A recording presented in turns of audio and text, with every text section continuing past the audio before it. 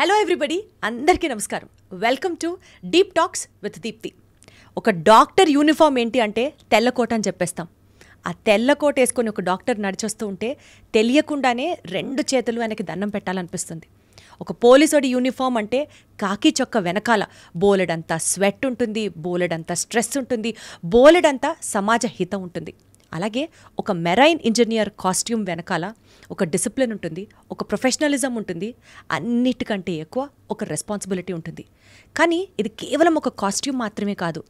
ఆ షిప్లో వెళ్తున్న వాళ్ళ మెషిన్స్కి సంబంధించి మానవ ప్రాణాల దాకా సేఫ్టీ, ఎఫికసీ అండ్ అన్నిటికంటే ఎక్కువ ఎన్నో లైవ్స్ని ట్రాన్స్పోర్ట్ చేస్తున్నాము అన్న ఒక బీభత్సమైన బరువుతో కూడిన బాధ్యత ఉంటుంది. వీటన్నిటి కలయికే is the role of a marine engineer. ఈరోజు మన పాడ్కాస్ట్ షోలో we have a special guest for the show today and he's none other than marine ఇంజనీర్గా మర్చెంట్ నేవీకి సంబంధించి మేము ఇంట్రడ్యూస్ చేయాలా, ఒక పాపులర్ యూట్యూబర్ అని చెప్పాలో తెలియదు, కానీ మొత్తానికి మన మనిషి అనుకునేటువంటి రాజశేఖర్ గారు మనతో ఉన్నారు. Hello Rajasekhar garu. Hello, thanks for the best introduction.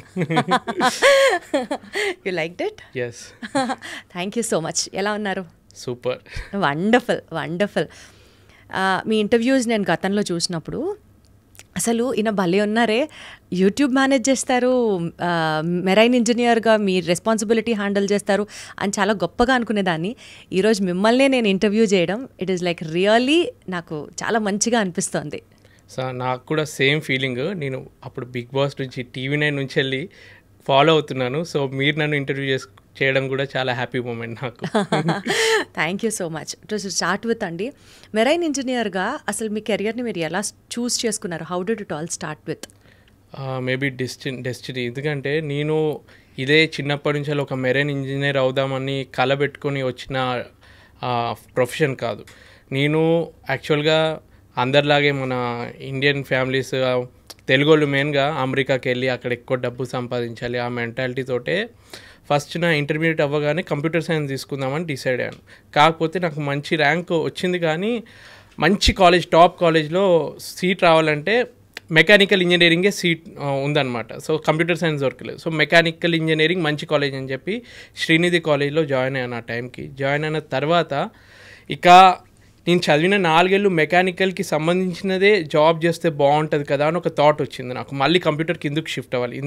అసలు mother of all engineering mechanical engineering అంటే ఒకప్పుడు దానికి ఇంత ప్రిఫరెన్స్ ఉండేదన్నమాట. సో దీనికి రిలేటెడ్గా నాకు ఏదైతే బాగుంటుందో అని సెర్చ్ చేస్తున్నప్పుడు షిప్పింగ్ కార్పొరేషన్ ఆఫ్ ఇండియా వల్ల ఇంటర్వ్యూ ఒకటి ఇట్లా మామూలుగా మనం గవర్నమెంట్ జాబ్స్కి అప్లై చేసినప్పుడు ఎలా అప్లై చేస్తామో ర్యాండమ్గా అప్లై చేశాను.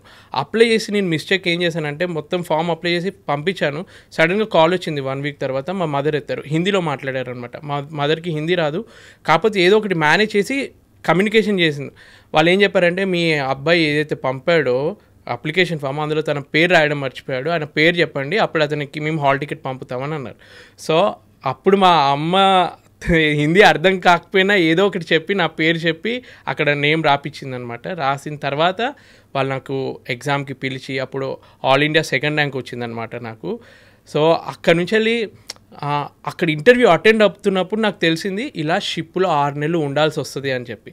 సో అప్పటి వరకు నా థాట్ ఎలా ఉండేదంటే, ఏదో పోర్ట్లో ఒక 6 మంత్స్ వర్క్ చేస్తాము, మళ్ళీ ల్యాండ్లోనే ఉంటుంది కదా పోర్టు, ఏం భయం ఉండదు అన్న ఒక ఫీలింగ్ తోటి ఉన్నాను. కానీ ఆ ఇంటర్వ్యూలో వాళ్ళు అన్నారు 6 మంత్స్ అలా సముద్రం మధ్యలో ఉండాల్సి వస్తుంది మీరు అన్నప్పుడు నాకు అప్పుడు లైట్ వెలిగిందనమాట.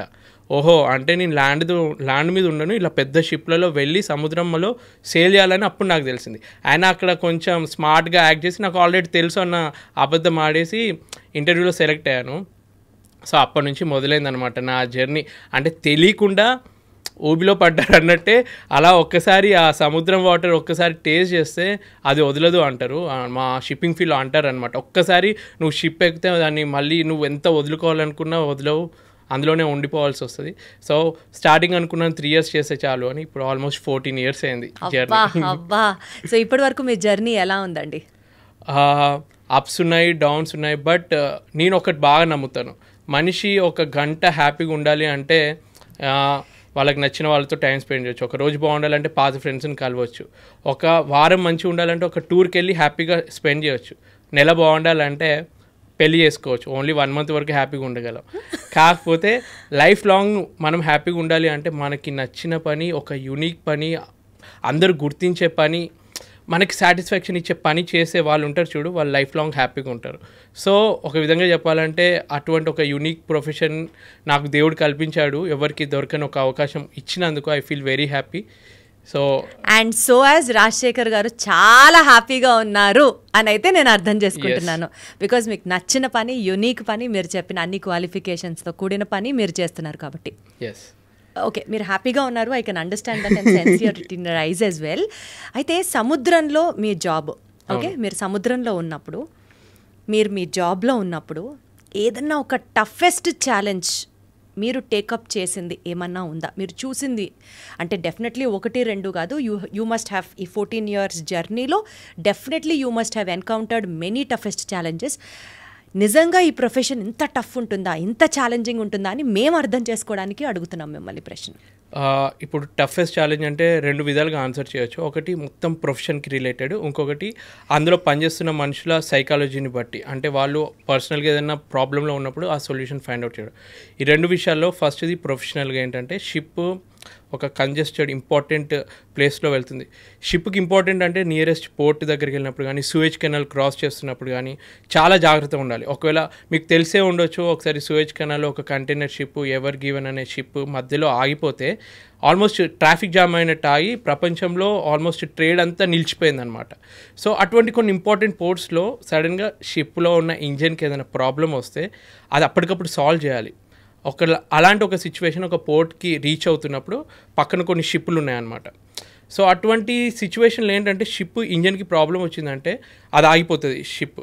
అది మొత్తము ఆ వాటర్ అలలకి ఒక ప్లేస్లో ఉండదు, అటు ఇటు వెళ్తూ ఉంటుంది. పక్కనున్న షిప్ గుద్దుకునే ఛాన్స్ ఉంటుంది, లేదంటే దగ్గరలో ల్యాండ్ ఉంటే అక్కడ గ్రౌండింగ్ అయ్యే ప్రమాదం ఉంటుంది అనమాట. సో అటువంటి సిచ్యువేషన్ ఒకసారి వచ్చినప్పుడు, సో షిప్లో మా ఇంజన్ డిపార్ట్మెంట్లో ఒక 10 మంది ఉంటామనుకోండి, 10 మందితోటి 3 గంటలు ప్రాబ్లం క్లియర్ చేయొచ్చు. అప్పుడు 3 hours కూడా లేదు, విత్ ఇన్ 1 hourలో ఆ ప్రాబ్లమ్ని సాల్వ్ చేయాల్సి వచ్చింది. అంటే ఇంజన్లో మెయింటెనెన్స్ చేయాల్సి వచ్చింది, ఒక బ్రేక్ డౌన్ వచ్చింది. సో అప్పుడు ఏం చేసామంటే మాది ఇంజన్ డిపార్ట్మెంట్, సో షిప్లో డెక్ డిపార్ట్మెంట్ అని కూడా ఉంటుంది. సో 10+ వాళ్ళు ఒక 11 members వాళ్ళ హెల్ప్ కూడా తీసుకొని, చీఫ్ కుక్ ఇంకా జిఎస్ అని ఇంకొకరు 2 ఉంటారనమాట, అంటే ఫుడ్ డిపార్ట్మెంట్ వాళ్ళు, వాళ్ళ హెల్ప్ కూడా తీసుకొని అందరు మీరు రావాల్సిందే, ఎమర్జెన్సీ సిచ్యువేషన్ అని చెప్పి ఆ టైంలో ఆ ప్రాబ్లమ్ని మేము ఒక టీం వర్క్ లాగా సాల్వ్ చేసి షిప్ని 1 hourలో రెడీ చేసాము. అటువంటి సిచ్యువేషన్స్ ఒక టీం వర్క్ తోటి మనం తొందరగా చేయొచ్చు అని ప్రాక్టికల్గా తెలుసుకున్నాను. అంటే నేను ఒక్కనే గొప్ప చేశాను అన్నట్లేదు, మా టీం మొత్తం కష్టపడి. ఒకవేళ ఆ రోజు మీ టీం అంతా కలిసి ఆ పని చేసి ఉండకపోతే కాన్సిక్వెన్సెస్ ఎలా ఉండేవి? చాలా పెద్ద కాన్సిక్వెన్సెస్ ఉంటాయి. అంటే ఒకవేళ వెళ్ళలేకపోయింది అనుకో, షిప్ నడవలేదు అనుకో, అది మెల్లమెల్లగా డ్రిఫ్టింగ్ అయ్యి పక్కనున్న ల్యాండ్కి కింద మట్టిలో అది ఇరుక్కుపోతే గ్రౌండింగ్ అని అంటారు అనమాట. అది ఇరుక్కుపోతే మళ్ళీ దాన్ని లాగడం కష్టం, అక్కడే ఉండిపోద్ది. మళ్ళీ పెద్ద పెద్ద టగ్గులు తీసుకొచ్చి అది ఆగిపోతే వెనకాల ఉన్న షిప్పులు కానీ, అటు నుంచి వచ్చే షిప్పులు కానీ డైవర్ట్ అవ్వడం కష్టం అవుతుంది. అటువంటి కొన్ని ఉంటాయన్నమాట. ఇంకా కమర్షియల్ లాస్ కూడా ఎక్కువ ఉంటుంది. ఒక షిప్లో ఇప్పుడు నేను వర్క్ చేసే ఆయిల్ ట్యాంకర్ VLCC అని అంటారు, 3 లక్షల టన్నుల ఆయిల్, 1 టన్ అంటేనే 1000 kgs ఉంటుంది. అటువంటిది 3 లక్షల టన్నుల ఆయిల్ని క్యారీ చేసే షిప్ వాళ్ళకి ఒక్క నిమిషంకి కూడా ఒక రేట్ అనేది ఉంటుంది. ఒక్క రోజుకి ఒక $80,000 రెంట్ కడతారు వాళ్ళు షిప్కి. 1 గంట ఆగిపోయినా కానీ వాళ్ళకి హెవీ లాసే కదా, వీళ్ళు అనుకున్న టైంకి అది రీచ్ అవ్వాలి. సో మా మెయిన్ పని ఏముంటుందంటే ఆ గూడ్స్ ఏదైతే మేము ట్రాన్స్పోర్ట్ చేస్తున్నామో ఈ పోర్ట్ నుంచి ఆ పోర్ట్కి అనుకున్న టైంకి రీచ్ అయ్యేలాగా, సేఫ్గా రీచ్ అయ్యేలాగా చేయడం అనమాట. సో అది అంటే ప్రొఫెషనల్గా వైజ్గా నేను తీసుకుంటే వన్ ఆఫ్ ది ఛాలెంజెస్. ఇలాంటి ప్రతి ఒక్క మెరైన్ ఇంజనీర్, షిప్లో వర్క్ చేస్తున్న వాళ్ళు ఫేస్ చేసే ఉంటారు. బట్ ఆ టైంకి చాలా టఫ్ అనిపిస్తుంది. 100%. అయితే ఇలాంటి సిచ్యువేషన్స్లోని ఒక మెరైన్ ఇంజనీర్గా ఒక షిప్లో మీరు ఉన్నప్పుడు మీరు తీసుకున్న ఒక అద్భుతమైన డెసిషన్ వల్ల, ఒక టైమ్లీ, ఒక ఇన్స్టంటేనియస్ డెసిషన్ వల్ల షిప్ సేఫ్టీ ఎన్ష్యూర్ అయ్యి చాలామంది ప్రాణాలు నిలిచాయి, అదొక సాటిస్ఫాక్షన్ ఉంటుంది చూసారా. డెఫినెట్లీ ఈ డెసిషన్ నేను ఈ టైంకి తీసుకొని ఉండకపోతే షిప్ కొలాప్స్ అయిపోయేది అన్న సందర్భం మీ కెరియర్లో మీకు ఏమైనా ఎదురైందా? అంటే all the pride, all the efforts goes to you అన్నట్టు టైమ్లీ డెసిషన్ బై రాజశేఖర్ తీసుకున్నారా? అట్లాంటి సందర్భం ఏమైనా వచ్చిందా? స్పెషల్గా నేననే కాదు, యాక్చువల్గా ఇటువంటి మేజర్ డెసిషన్స్ అన్ని షిప్లో క్యాప్టెన్ తీసుకుంటారనమాట. సో క్యాప్టెన్ అయినా కానీ he's the head of the ship, మొత్తం కంట్రోల్ తన మీద ఉంటుంది. కాకపోతే తను మా మీద డిపెండ్ ఎప్పుడు అవుతారంటే టెక్నికల్గా ఇంజన్కి సంబంధించి మిషనరీకి సంబంధించి తను హ్యాండిల్ చేయలేడు. ఏదున్నా కానీ ప్రాబ్లం ఇది, ఇప్పుడు ఒక షిప్ ఉంది, యాంకర్లో ఉంది, కాకపోతే ఒకేసారి సైక్లోన్ వచ్చింది, అక్కడ నుంచి వెళ్ళి దాన్ని యాంకర్ని ఎత్తి వెంటనే ఇంకో ప్లేస్కి వెళ్ళాలి. లేదంటే ఆ సిచ్యువేషన్ అవుట్ ఆఫ్ కంట్రోల్ అయిపోయి పొల్యూషన్ అయ్యే ఛాన్స్ ఉండొచ్చు, ఏదైనా అయ్యే ఛాన్స్ ఉండొచ్చు అని క్యాప్టెన్ వెంటనే సడన్గా ప్రకృతిలో ఏం జరుగుతుందో మనకు తెలియదు, సైక్లోన్ వస్తుంది అంటే అతను డైరెక్ట్ మాకు చెప్తాడు. సో ఆ టైంకి మేము మెషినరీని తొందరగా రెడీ చేయడము, ఇటువంటి చిన్న చిన్న ఛాలెంజెస్. ఒకసారి ఏం జరిగిందంటే ఇప్పుడు మీకు తెలిసే ఉంటుంది, కొన్ని దేశాలలో పేద దేశం నుంచి వెళ్ళి దగ్గరలో ఉన్న వేరే దేశానికి వెళ్ళడానికి వలసకి చాలామంది వెళ్తారు. అలాంటి సిచ్యువేషన్లో ఒకసారి మా షిప్ ఒక ఎమర్జెన్సీ కాల్ వచ్చింది. వాళ్ళు ఏమన్నారంటే మా షిప్లో అరౌండ్ మేము 200 మెంబర్స్ ఉన్నాము, మా దగ్గర ఉన్న ఫుడ్ అయిపోయింది, మీరు ఫుడ్ ఇవ్వలేకపోతే మా ప్రాణాలు కూడా ఛాన్స్ ఉన్నాయి, ఆల్రెడీ 1 వీక్ నుంచి ఏం తినలేదు అని ఒక ఎమర్జెన్సీ మెసేజ్ వచ్చింది. సో అక్కడ వాళ్ళైతే ఏదైతే కమ్యూనికేషన్ చేసిందో అదొక కోఆర్డినేషన్ సెంటర్కి వెళ్తారు అనమాట. సో వాళ్ళు మా షిప్ క్యాప్టెన్కి మెసేజ్ పెట్టారు, మీ షిప్ వాళ్ళు ఏదైతే మెసేజ్ పెట్టినో దాని దగ్గరలోనే ఉంది, మీరు కొంచెం వెతికి ఆ షిప్ కోఆర్డినేట్స్ వాళ్ళు ఇస్తారనమాట, లొకేషన్ని వెతికి మీరు ఫుడ్ ఇవ్వండి అని. అంటే వితిన్ నాకు తెలిసి 1 అవర్లో షిప్లో మాకు 1 నెల రోజులకు సంబంధించిన ఫుడ్ ఉంటే దాంట్లో మేము ఒక 10 రోజులకి సంబంధించిన ఫుడ్ పెట్టుకొని మిగిలిన 20 రోజులకు సంబంధించిన ఫుడ్ని అంతా ప్యాక్ చేసి వితిన్ 1 అవర్ అందరు కలిసి ప్యాక్ చేసి. ఇక్కడ డిఫికల్టీ ఏంటంటే మేము అనుకున్న రూట్లో షిప్ డైవర్ట్ చేయాలి వాళ్ళని వెతకడానికి. బయట వ్యక్తులందరూ ఆ బైనాక్యులర్స్ పెట్టుకొని పొజిషన్ వాళ్ళు ఒకటి చెప్తారు, కానీ సముద్రంలో మన రోడ్లో అయితే ఎగ్జాక్ట్ పొజిషన్ చెప్తే మనం అక్కడికి వెళ్ళొచ్చు. షిప్లో సముద్రంలో ఎలా ఉంటుందంటే ఆ పొజిషన్కి వెళ్ళిన తర్వాత ఆ బోట్ అక్కడ ఉండదు, అది కూడా డ్రిఫ్ట్ అవుతూ వేరే పొజిషన్కి వెళ్ళిపోతుంది. మళ్ళీ అక్కడ నుంచి వాళ్ళని ఇంకొంచెం వెతుకుతూ ఉండాలన్నమాట. అదృష్టం కొద్దీ వాళ్ళని మేము అనుకున్న పొజిషన్కి వెళ్ళిన తర్వాత కూడా దొరకకపోతే ఒక 2 గంటలు ఇంక ఎక్స్ట్రా వెతికి తర్వాత వాళ్ళు దూరం నుంచి కనిపిస్తే ఏదైతే మేము ఫుడ్ అంతా ప్యాక్ చేసింది ఉందో ఆ ఫుడ్ అంతా వాళ్ళకి క్రెయిన్ తోటి వాళ్ళతోటి పాస్ చేస్తే ఒక తెలియని హ్యాపీనెస్ అనమాట. ఇప్పుడు 100% అసలు మనము బాగా ఆకలితో ఉన్న వాళ్ళకి ఒక చిన్న ఫ్రూట్ ఇచ్చినా వాళ్ళకి ఎంత హ్యాపీనెస్ ఉంటుందో దానికన్నా ఎక్కువ మనకి హ్యాపీనెస్ వస్తుంది, అబ్బా వాళ్ళ ఆకలి తీర్చాము అని చెప్పి. సో దోస్ మూమెంట్స్, ఇది ప్రొఫెషనల్గా గొప్ప మూమెంట్ కాకపోయినా కానీ మనకి సైకలాజికల్గా మైండ్కి చాలా హ్యాపీనెస్ ఇచ్చే మూమెంట్ అంటే అది 100% ఇది ప్రొఫెషనల్గా కూడా చాలా గొప్ప మూమెంట్. ఎందుకంటే ఒక ప్రొఫెషన్లో ఉంటున్నప్పుడు ఇతరులకి లైఫ్ సేవ్ చేసేలాంటి గొప్ప ఆపర్చునిటీ కల్పించడం దొరకడం అనేది that is really a blessed opportunity. నేను అలాగే ఫీల్ అవుతాను. సో బేసికల్గా అండి, ఇప్పుడు మీరు ఈ డిజాస్టర్ సిచ్యువేషన్ గురించి చెప్పారు కాబట్టి నాకు ఇప్పటికిప్పుడు వస్తున్న థాట్, టైటానిక్ సినిమాలో చూపించినటువంటి న్యాచురల్ కెలామిటీ అంత బీభత్సం, ఒక రాక్కి వెళ్ళి షిప్ గుద్దుకోవడం, ఇదంతా అది కూడా జరిగిన వాస్తవమైన కాదని వాళ్ళు సినిమాగా తీశారు కదా. ఇలాంటి సినిమాటిక్ ఎక్స్పీరియన్సెస్ అని కాదు, బట్ నిజ జీవితంలో కూడా మీరు ఎప్పుడైనా ఎన్కౌంటర్ చేశారా మీ షిప్లో when you are travelling on the sea? అదృష్టం కొద్దీ ఆ సిచ్యువేషన్ నాకు రాలేదు, ఎందుకంటే అటువంటి సిచ్యువేషన్ వస్తే అంటే అలా జరిగినా కూడా సర్వైవ్ అయిన సిచ్యువేషన్ అంత భయంకరంగా ఎప్పుడన్నా ఎన్కౌంటర్ చేశారా ఇస్ వాట్ ఐ మెంట్. నేను పర్సనల్గా ఎక్స్పీరియన్స్ కాలేదు, కానీ మా ఫ్రెండ్స్ ఎక్స్పీరియన్స్ అయినవి అవన్నీ విని నాకు అనిపించింది కొంచెం నేను లక్ ఎక్కువ ఉంది అనుకుంటా. నాకు అంటే అటువంటి డేంజరస్ సిచ్యువేషన్ ఎక్స్పీరియన్స్ అవ్వలేదు. బట్ ఇప్పటికీ ఆ టైటానిక్ అనేది మనకి ఎందుకంత ఫేమస్ అయిందంటే అప్పటికి ప్రపంచంలో అన్సింకబుల్ షిప్ అని చెప్పి టైటానిక్ని వాళ్ళు పబ్లిసిటీ చేసి స్టార్ట్ చేశారు షిప్ని. ది అన్సింకబుల్ అంటే ఈ షిప్ మునగదు అన్న ఒక అడ్వర్టైజ్మెంట్తో స్టార్ట్ చేసినా కానీ అది మునిగింది. అక్కడ ఎన్నో ఉన్నాయి మిస్టేక్స్. అంటే ఆ టైంలో మనకి ఏంటంటే ఏమన్నా ఉన్న ఐస్బర్గ్స్ ఉన్న అవన్నీ మనకు జీపీఎస్లో రడార్లో కనిపించేవి కాదనమాట. ఇప్పుడు టెక్నాలజీ పెరిగింది కాబట్టి సముద్రం లోపల ఏమున్నాయి, కేబుల్స్ ఏమైనా ఉన్నాయా, ఫిషింగ్ నెట్లు ఏమైనా ఉన్నాయా అన్నీ తెలుస్తున్నాయి ఈ టైంకి. ఆ టైంలో అంత టెక్నాలజీ లేదు, అప్పుడంతా మాన్యువల్గా చెక్ చేయడము, బైనాక్యులర్స్ పెట్టుకొని దూరం లేదన్నా ఉందా చూడడము. సో ఆ రోజు రాత్రి వాచ్ చేస్తున్న వాళ్ళు కొంచెం జాగ్రత్తగా ఉండుంటే వాళ్ళు ఏం చేసిందంటే బైనాక్యులర్స్ ఏదైతే ఉంటుందో ఒక డ్యూటీ చేసే ఆఫీసర్ ఇంకో డ్యూటీ ఆఫీసర్కి ఆ కీ ఇవ్వాల్సింది ఇవ్వడం మర్చిపోయాడు. సో బైనాక్యులర్ కీ ఉంటే కనుక ఆయన కూడా చూసి కొంచెం చేసేటోడేమో. అంటే ఒక సీక్వెన్స్ ఆఫ్ ఈవెంట్స్ వల్ల ఆ డిజాస్టర్ జరిగింది. బట్ ఈ కాలంలో ఇప్పుడు కూడా ఎన్నో షిప్స్ ఇలా జరుగుతాయి. ఇప్పుడు మీరు పెద్ద పెద్ద క్రూజ్ షిప్స్ మధ్య మధ్యలో వింటూ ఉంటారు, షిప్ మునిగిపోయింది, ప్రయాణికులందరూ సేఫ్గా బయటకు వచ్చారు, కెప్టెన్ కూడా వాళ్ళని సేవ్ చేశాడు. ఇప్పటికీ ఆయిల్ పొల్యూషన్ జరిగి కొన్ని కంట్రీస్లో ఎలా మొన్న సింగపూర్లో ఒక ఫైర్ యాక్సిడెంట్ జరిగింది.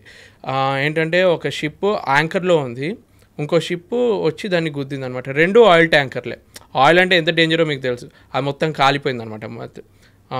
చాలా పొల్యూషన్ అయింది. సో ఇటువంటి ఇప్పటికీ జరుగుతూ ఉంటాయి.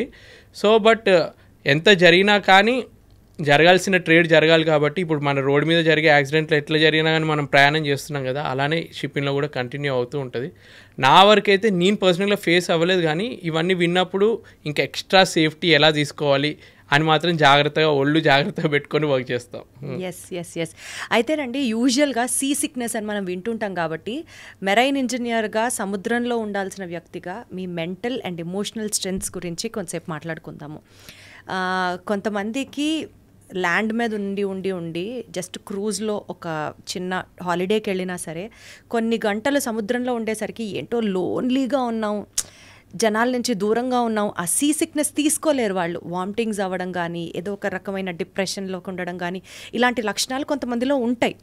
మీరు ఎప్పుడన్నా ఆ సీ సిక్నెస్ని ఫేస్ చేశారా? Maybe in your initial days I have to ask. షిప్లో స్టార్టింగ్ జాయిన్ అయినప్పుడు అప్పటి వరకు నా లైఫ్ మొత్తం ఇంట్లో వాళ్ళతోటి, చిన్న కొడుకుని కాబట్టి చాలా అల్లారు ముద్దుగా అడిగింది ప్రతీదీ ఇచ్చి, అంటే ఒక బాధ్యత లేకుండానే పెరిగాను అనుకో. అంటే వాళ్ళు చిన్నప్పుడు బాగా కష్టపడి వాళ్ళు ఉన్నారు కాబట్టి కనీసం మా పిల్లలకైనా అన్నీ వాళ్ళకి వీలైనంతగా ఇద్దామన్నట్టు. ఇంకా చిన్న కొడుకు ఎక్కువ ఉంటుంది కాబట్టి అలానే పెంచారు నన్ను. అంటే ఇప్పటికీ బయటికి వెళ్ళి ఏమైనా సామాన్ తీసుకురా అన్నా కానీ వాడికి ఎందుకు పని చెప్తున్నావు, నువ్వు వెళ్ళి తేవచ్చు కదా అని చెప్పి అమ్మ అంటుంది అనమాట. ఆ రేంజ్లో పెరిగిన ఒక అబ్బాయిని సడన్గా షిప్లో వదిలేస్తే ఎలా ఉంటుంది? సో నేను ఇప్పటికీ అనుకుంటాను, నన్ను చిన్నప్పటి నుంచి స్ట్రాంగ్గా పెంచుంటే ఆ టైంలో ఆ డిఫికల్టీ ఫేస్ అయ్యేవాడిని కాదు కదా అని చెప్పి. సో స్టార్టింగ్లో షిప్ జాయిన్ అయినప్పుడు మెంటల్గా, ఫిజికల్గా చాలా ఆ సిక్నెస్ అనేది ఉంటుంది. ఫస్ట్ సైకలాజికల్గా ఇంటికి దూరంగా ఉన్న, మన వాళ్ళకి దూరంగా ఉన్న, ఫ్రెండ్స్కి దూరంగా ఉన్న ఐసోలేషన్ అని ఒకటి ఫామ్ అవుతుంది. ఇంకొకటి ఏంటంటే ఫిజికల్గా సరిగ్గా నిద్ర పట్టదు. మనం ల్యాండ్ మీద ప్రశాంతంగా పడుకుంటాం. ఈరోజు మార్నింగ్ వచ్చాయి, నాకు ఒక్కడికి అర్థమైంది. ఎందుకంటే షిప్లో కూడా అలానే ఊగుతూ ఉన్నప్పుడు నాకు తెలుస్తుంది. ఇక్కడ ఈమెకు చెప్తే ఏమన్నది, నీకు షిప్లో ఉండి అలవాటు అయిపోయింది, ఇక్కడ కూడా ల్యాండ్ ఊతున్నట్టు, అట్లేం జరగలేదు అన్నది. తర్వాత న్యూస్లో చూసా, 1 అవర్లో వచ్చింది ఆ న్యూస్, ఎర్త్క్వేక్ టైప్ వచ్చింది అని చెప్పి.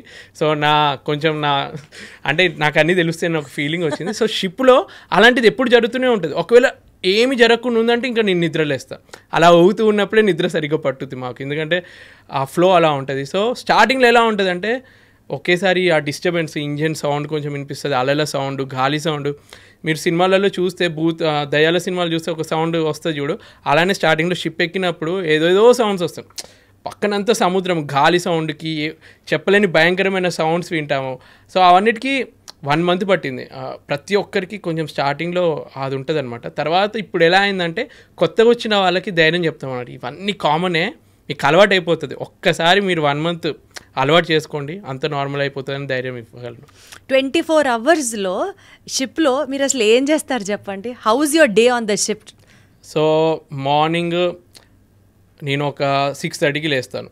6:30 to 7 వరకు మామూలుగా రెగ్యులర్ బ్రష్ చేయడము అవన్నీ ఫ్రెష్ అప్ అయ్యి, తర్వాత 7కి బ్రేక్ఫాస్ట్కి వెళ్ళి 7:15 వరకు అలా బ్రేక్ఫాస్ట్ చేసుకొని తర్వాత మా ఇంజన్ డిపార్ట్మెంట్కి వెళ్తాను అనమాట. ఈసీఆర్ అంటారు, ఇంజన్ కంట్రోల్ రూమ్ అని ఉంటుంది. సో కిందికి వెళ్ళి ఒక మీటింగ్ టైప్ ఒక 20 minutes మీటింగ్ చేసుకుంటాం. ఈరోజు ఈ వర్క్ అనుకుంటున్నాము అంటే లంచ్ ముందు ఈ వర్క్ ఒకటి కంప్లీట్ చేస్తాం, లంచ్ తర్వాత ఈ టీం ఈ వర్క్ చేయాలని వర్క్ అంతా డిస్ట్రిబ్యూట్ చేస్తాం. టూల్ బాక్స్ మీటింగ్ అని అంటాం. ఆ వర్క్ మధ్యలో బ్రేక్ టైం కూడా ఇస్తామన్నమాట. ఎందుకంటే ఎంతసేపు మనం 3 hours వర్క్ చేయలేం కదా, మధ్యలో బ్రేక్ ఉంటేనే వాళ్ళు హ్యాపీగా ఉంటారు కాబట్టి వాళ్ళకి బ్రేక్ ఇచ్చి మధ్యలో ఆ బ్రేక్ అయిపోతుంది. 5 o'clockకి 5:30కి వర్క్ అయిపోతుంది. నేను చెప్పేది ఇంజన్ డిపార్ట్మెంట్ గురించి, నా వర్క్ నేను చేసేది. సో నేను సెకండ్ ఇంజనీర్ అంటారు నన్ను. నా షిప్కి ఎలా అంటే చీఫ్ ఇంజనీర్, మా ఇంజన్ డిపార్ట్మెంట్కి chief engineer first, second engineer. ఈ సెకండ్ ఇంజనీర్కి చీఫ్ ఇంజనీర్ ఈరోజు నాకు ఈ వర్క్ కావాలి, ఇవి అయిపోవాలి అని అంటాడు.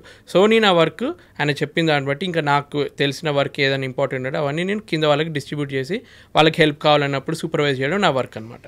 సో అలా చేసి 5:30కి వర్క్ అయిపోయింది అనుకో. తర్వాత ఏంటంటే ఒకవేళ ఆ షిప్లో అట్మాస్ఫియర్ బాగుండి బయట క్లైమేట్ బాగుంది అంటే క్రికెట్ ఆడడానికి వెళ్ళడము, లేదంటే టేబుల్ టెన్నిస్ ఆడడము, అలా ఒక 1/2 hour అలా టైం స్పెండ్ చేసి తర్వాత డిన్నర్ చేస్తాం. మధ్యలో 12 to 1 లంచ్ అయిపోయింది. ఇప్పుడు ఏదైతే మేము 5 to 6 క్రికెట్ కానీ ఏదైనా గేమ్ ఆడిన తర్వాత డిన్నర్ చేసేస్తాం. డిన్నర్ అయిపోయిన తర్వాత డిన్నర్ అంటే నిజం చెప్పాలంటే యాక్చువల్గా మనం ఫాలో అవ్వాల్సిన డిన్నరే అది. మార్నింగ్ 7 to 7:30 మా breakfast, 12 to 12:30 lunch, 6 to 6:30 dinner. అదంతా నాకు అలవాటు. ఇంటికి వచ్చిన తర్వాత వీళ్ళు ఆ ఫుడ్ పెట్టకపోయేసరికి మొత్తం నాకు చిరాకు వేస్తూ ఉంటుంది, వీళ్ళు ఇంకా పెట్టట్లేదని చెప్పి. సో అలా 6:30కి వరకు డిన్నర్ అయిపోయిన తర్వాత నేనేం చేస్తానంటే మ్యాక్సిమం ఒక్కడిని ఉండడానికి ఇష్టపడను. ఆల్రెడీ షిప్లో ఏదో లోన్లీ ఫీలింగ్ ఉంటుంది. సో నాకు ఒక గ్యాంగ్ని ఫామ్ చేసుకుంటాను. ఒక లిమిటెడ్ ఉన్నా కానీ 3-4 మెంబర్స్ పక్కా నాకు గ్యాంగ్ ఉండాలన్నమాట.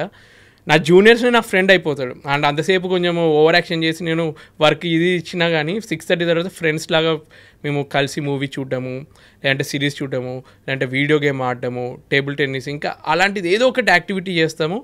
ఇంకా నాకు అప్పుడప్పుడు యూట్యూబ్ వీడియోస్కి ఎడిట్ చేసుకోవడము, నాకు 1 అవర్ మినిమం డైలీ పెట్టుకుంటాను. ఆ 1 అవర్లో ఆ వీడియో ఏదో ఒకటి షూట్ చేసుకోవడము, ఎడిట్ చేసుకోవడము. ఈమెకి అది చాలా లో క్వాలిటీలో దాన్ని కన్వర్ట్ చేసుకొని మళ్ళీ మా వైఫ్కి పంపితే తను ఏదో అడ్జస్ట్మెంట్ చేసి హై క్వాలిటీకి తెచ్చి పోస్ట్ చేయడం, అలా అన్న రొటీన్ ఇలా జరుగుద్ది. నాకు మెయిన్గా నచ్చే పాయింట్ ఏంటంటే డిన్నర్ తర్వాత 2-3 అవర్స్ నేను స్పెండ్ చేస్తాను చూడు, వాళ్ళతో కూర్చొని టీవీ చూడడము, సిరీస్ చూడడము, అందులోనే మొత్తం ఎనర్జీ లెవెల్స్ పెరుగుతాయి అనమాట, రిఫ్రెష్ అయిపోతాం మేము. కరెక్ట్ చాలా అవసరం కూడా. బేసికల్గా అండి బిగ్ బాస్ హౌస్కి వెళ్తే టైము, సెల్ ఫోను, న్యూస్ పేపర్లు ఇవేమీ ఉండవు. సముద్రంలోకి వెళ్తే ప్రపంచంలో ఏం జరుగుతోంది అన్న అంశాలు అన్నిట్లోంచి కట్ ఆఫ్ అయిపోయినట్లు ఉంటుందా, లేకపోతే even you guys keep updating your self, ఇవి వార్తలు, ఇవి జరుగుతోంది, అట్లా మీకు కూడా ఇన్ఫర్మేషన్ తెలుస్తుందా? ఇప్పుడు మీకు ఒక 100% ఇన్ఫర్మేషన్ తెలుస్తే మాకు 10% తెలుస్తుంది. ఎందుకంటే తెలుస్తుంది కానీ మాకు అంతా ఉండదన్నమాట. ఇప్పుడు ఎక్కడ వెళ్ళినా కానీ మీకు కనిపించే మేము ఎంతోమంది కొత్త వ్యక్తులు కలుస్తూ ఉంటారు, వాళ్ళు కొత్త విషయాలు చెప్తారు మీకు, లేదంటే న్యూస్ పేపర్లో తెలుస్తూ ఉంటాయి కొత్త విషయాలు. మాకు ఎలా ఉంటుందంటే లిమిటెడ్ ఉంటుంది.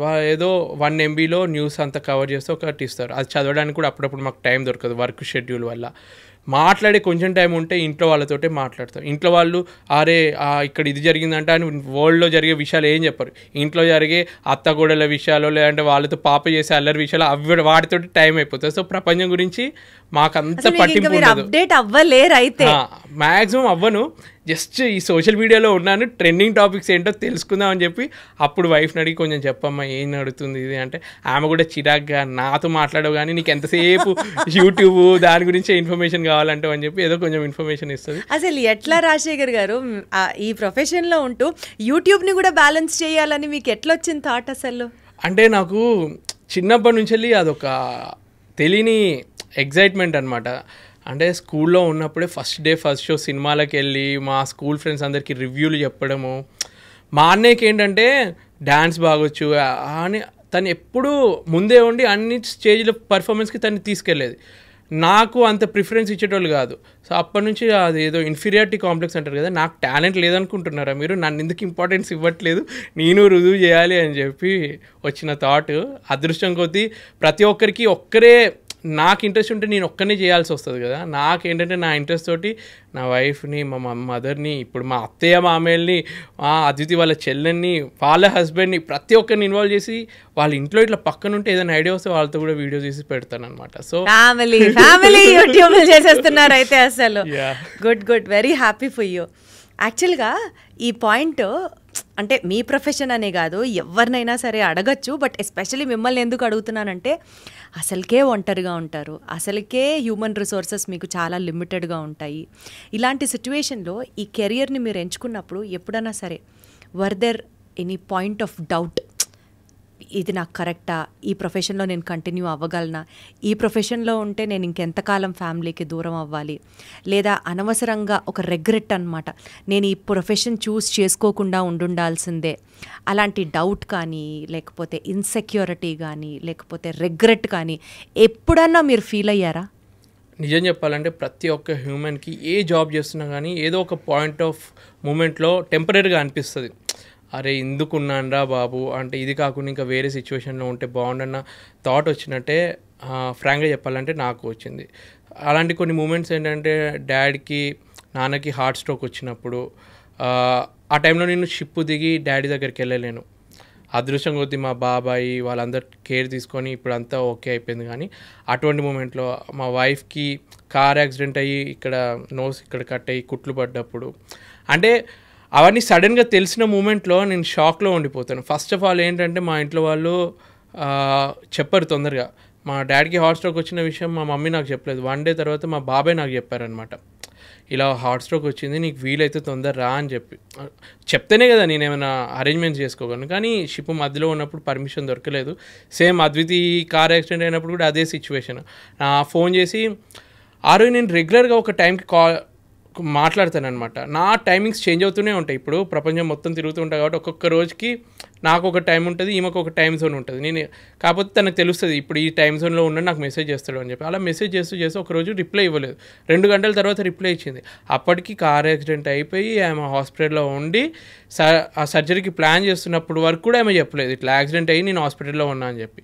నెక్స్ట్ డే మా అత్తయ్యకి ఫోన్ చేసి మాట్లాడుతుంటే మా అత్తయ్య చెప్పింది ఇట్లా హాస్పిటల్లో జాయిన్ అయింది, ఇట్లా యాక్సిడెంట్ అయింది.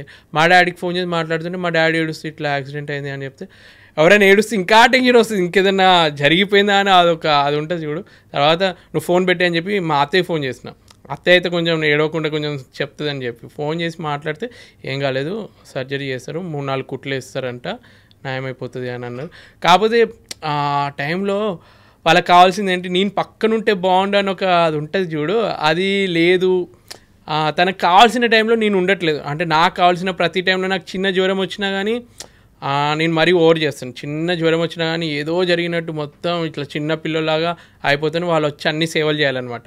సో వాళ్ళు అంత చేసినప్పుడు వాళ్ళకి అవసరం ఉన్నప్పుడు లేను, పాప పుట్టినప్పుడు, డెలివరీ అయినప్పుడు, ఆపరేషన్ అయింది, సిజరీన్ ఆపరేషన్ అయినప్పుడు కూడా నేను లేను. అటువంటి సిచ్యువేషన్లో అనిపిస్తుంది అనవసరంగా ఇది చూస్ చేసుకున్నానేమో అని చెప్పి. బట్ చేయాలి, ఎవరో ఒకరు చేయాలి. ఒక మంచి జాబే చేస్తున్నాం కదా, అంటే ప్రపంచానికి పనికొచ్చే జాబ్. నాకు ఎవరైనా డబ్బు కోసమే చేస్తారు కానీ ఒక సాటిస్ఫాక్షన్ కూడా ఇచ్చే జాబు, అందరికీ పనికొచ్చే జాబ్ చేస్తున్నానని ఒక దాంతో దాన్ని కప్పిపుచ్చుకుంటా. గ్రేట్ అండి, మీరు నిజంగా మామూలు గ్రేట్ కాదు. యాక్చువల్గా ఇలాంటి థాట్స్ వచ్చినప్పుడు మీకు మీరు ఎలా ధైర్యం చెప్పుకుంటారు? నేను వేరే వాళ్ళతో కంపేర్ చేసుకుంటాను. నాకు ఏంటంటే ఎవరైనా డబ్బు బాగా సంపాదించిన వాటిలో కంపారిజన్ చేసుకొని, కానీ నేను బాధల్లో ఉన్నప్పుడు నాకన్నా ఎక్కువ ఎవరు బాధపడుతున్నారా అని చెప్పి వాళ్ళ గురించి ఆలోచిస్తాను. ఎప్పుడైతే మా డాడీకి హార్ట్ స్ట్రోక్ వచ్చిందో అదే టైంలో వేరే నా జూనియర్కి కరోనా వల్ల వాళ్ళ 2 పేరెంట్స్ చనిపోయినారు అనమాట షిప్లో ఉన్నప్పుడు. సో నా టైంకి నేను ఒక్కరిని ఆలోచించుకుంటే అబ్బా నాన్నకి హార్ట్ స్ట్రోక్ నేను లేను అని బాధ కన్నా, నాకన్నా జూనియర్ మదర్ చనిపోయిన తర్వాత వితిన్ 1 వీక్లో ఫాదర్ కూడా చనిపోతే తను షిప్ దిగలేక షిప్లో ఉంటే, సో అప్పుడు మనకు అనిపిస్తుంది కదా వాళ్ళకన్నా మనం ఎంత అదృష్టవంతులం.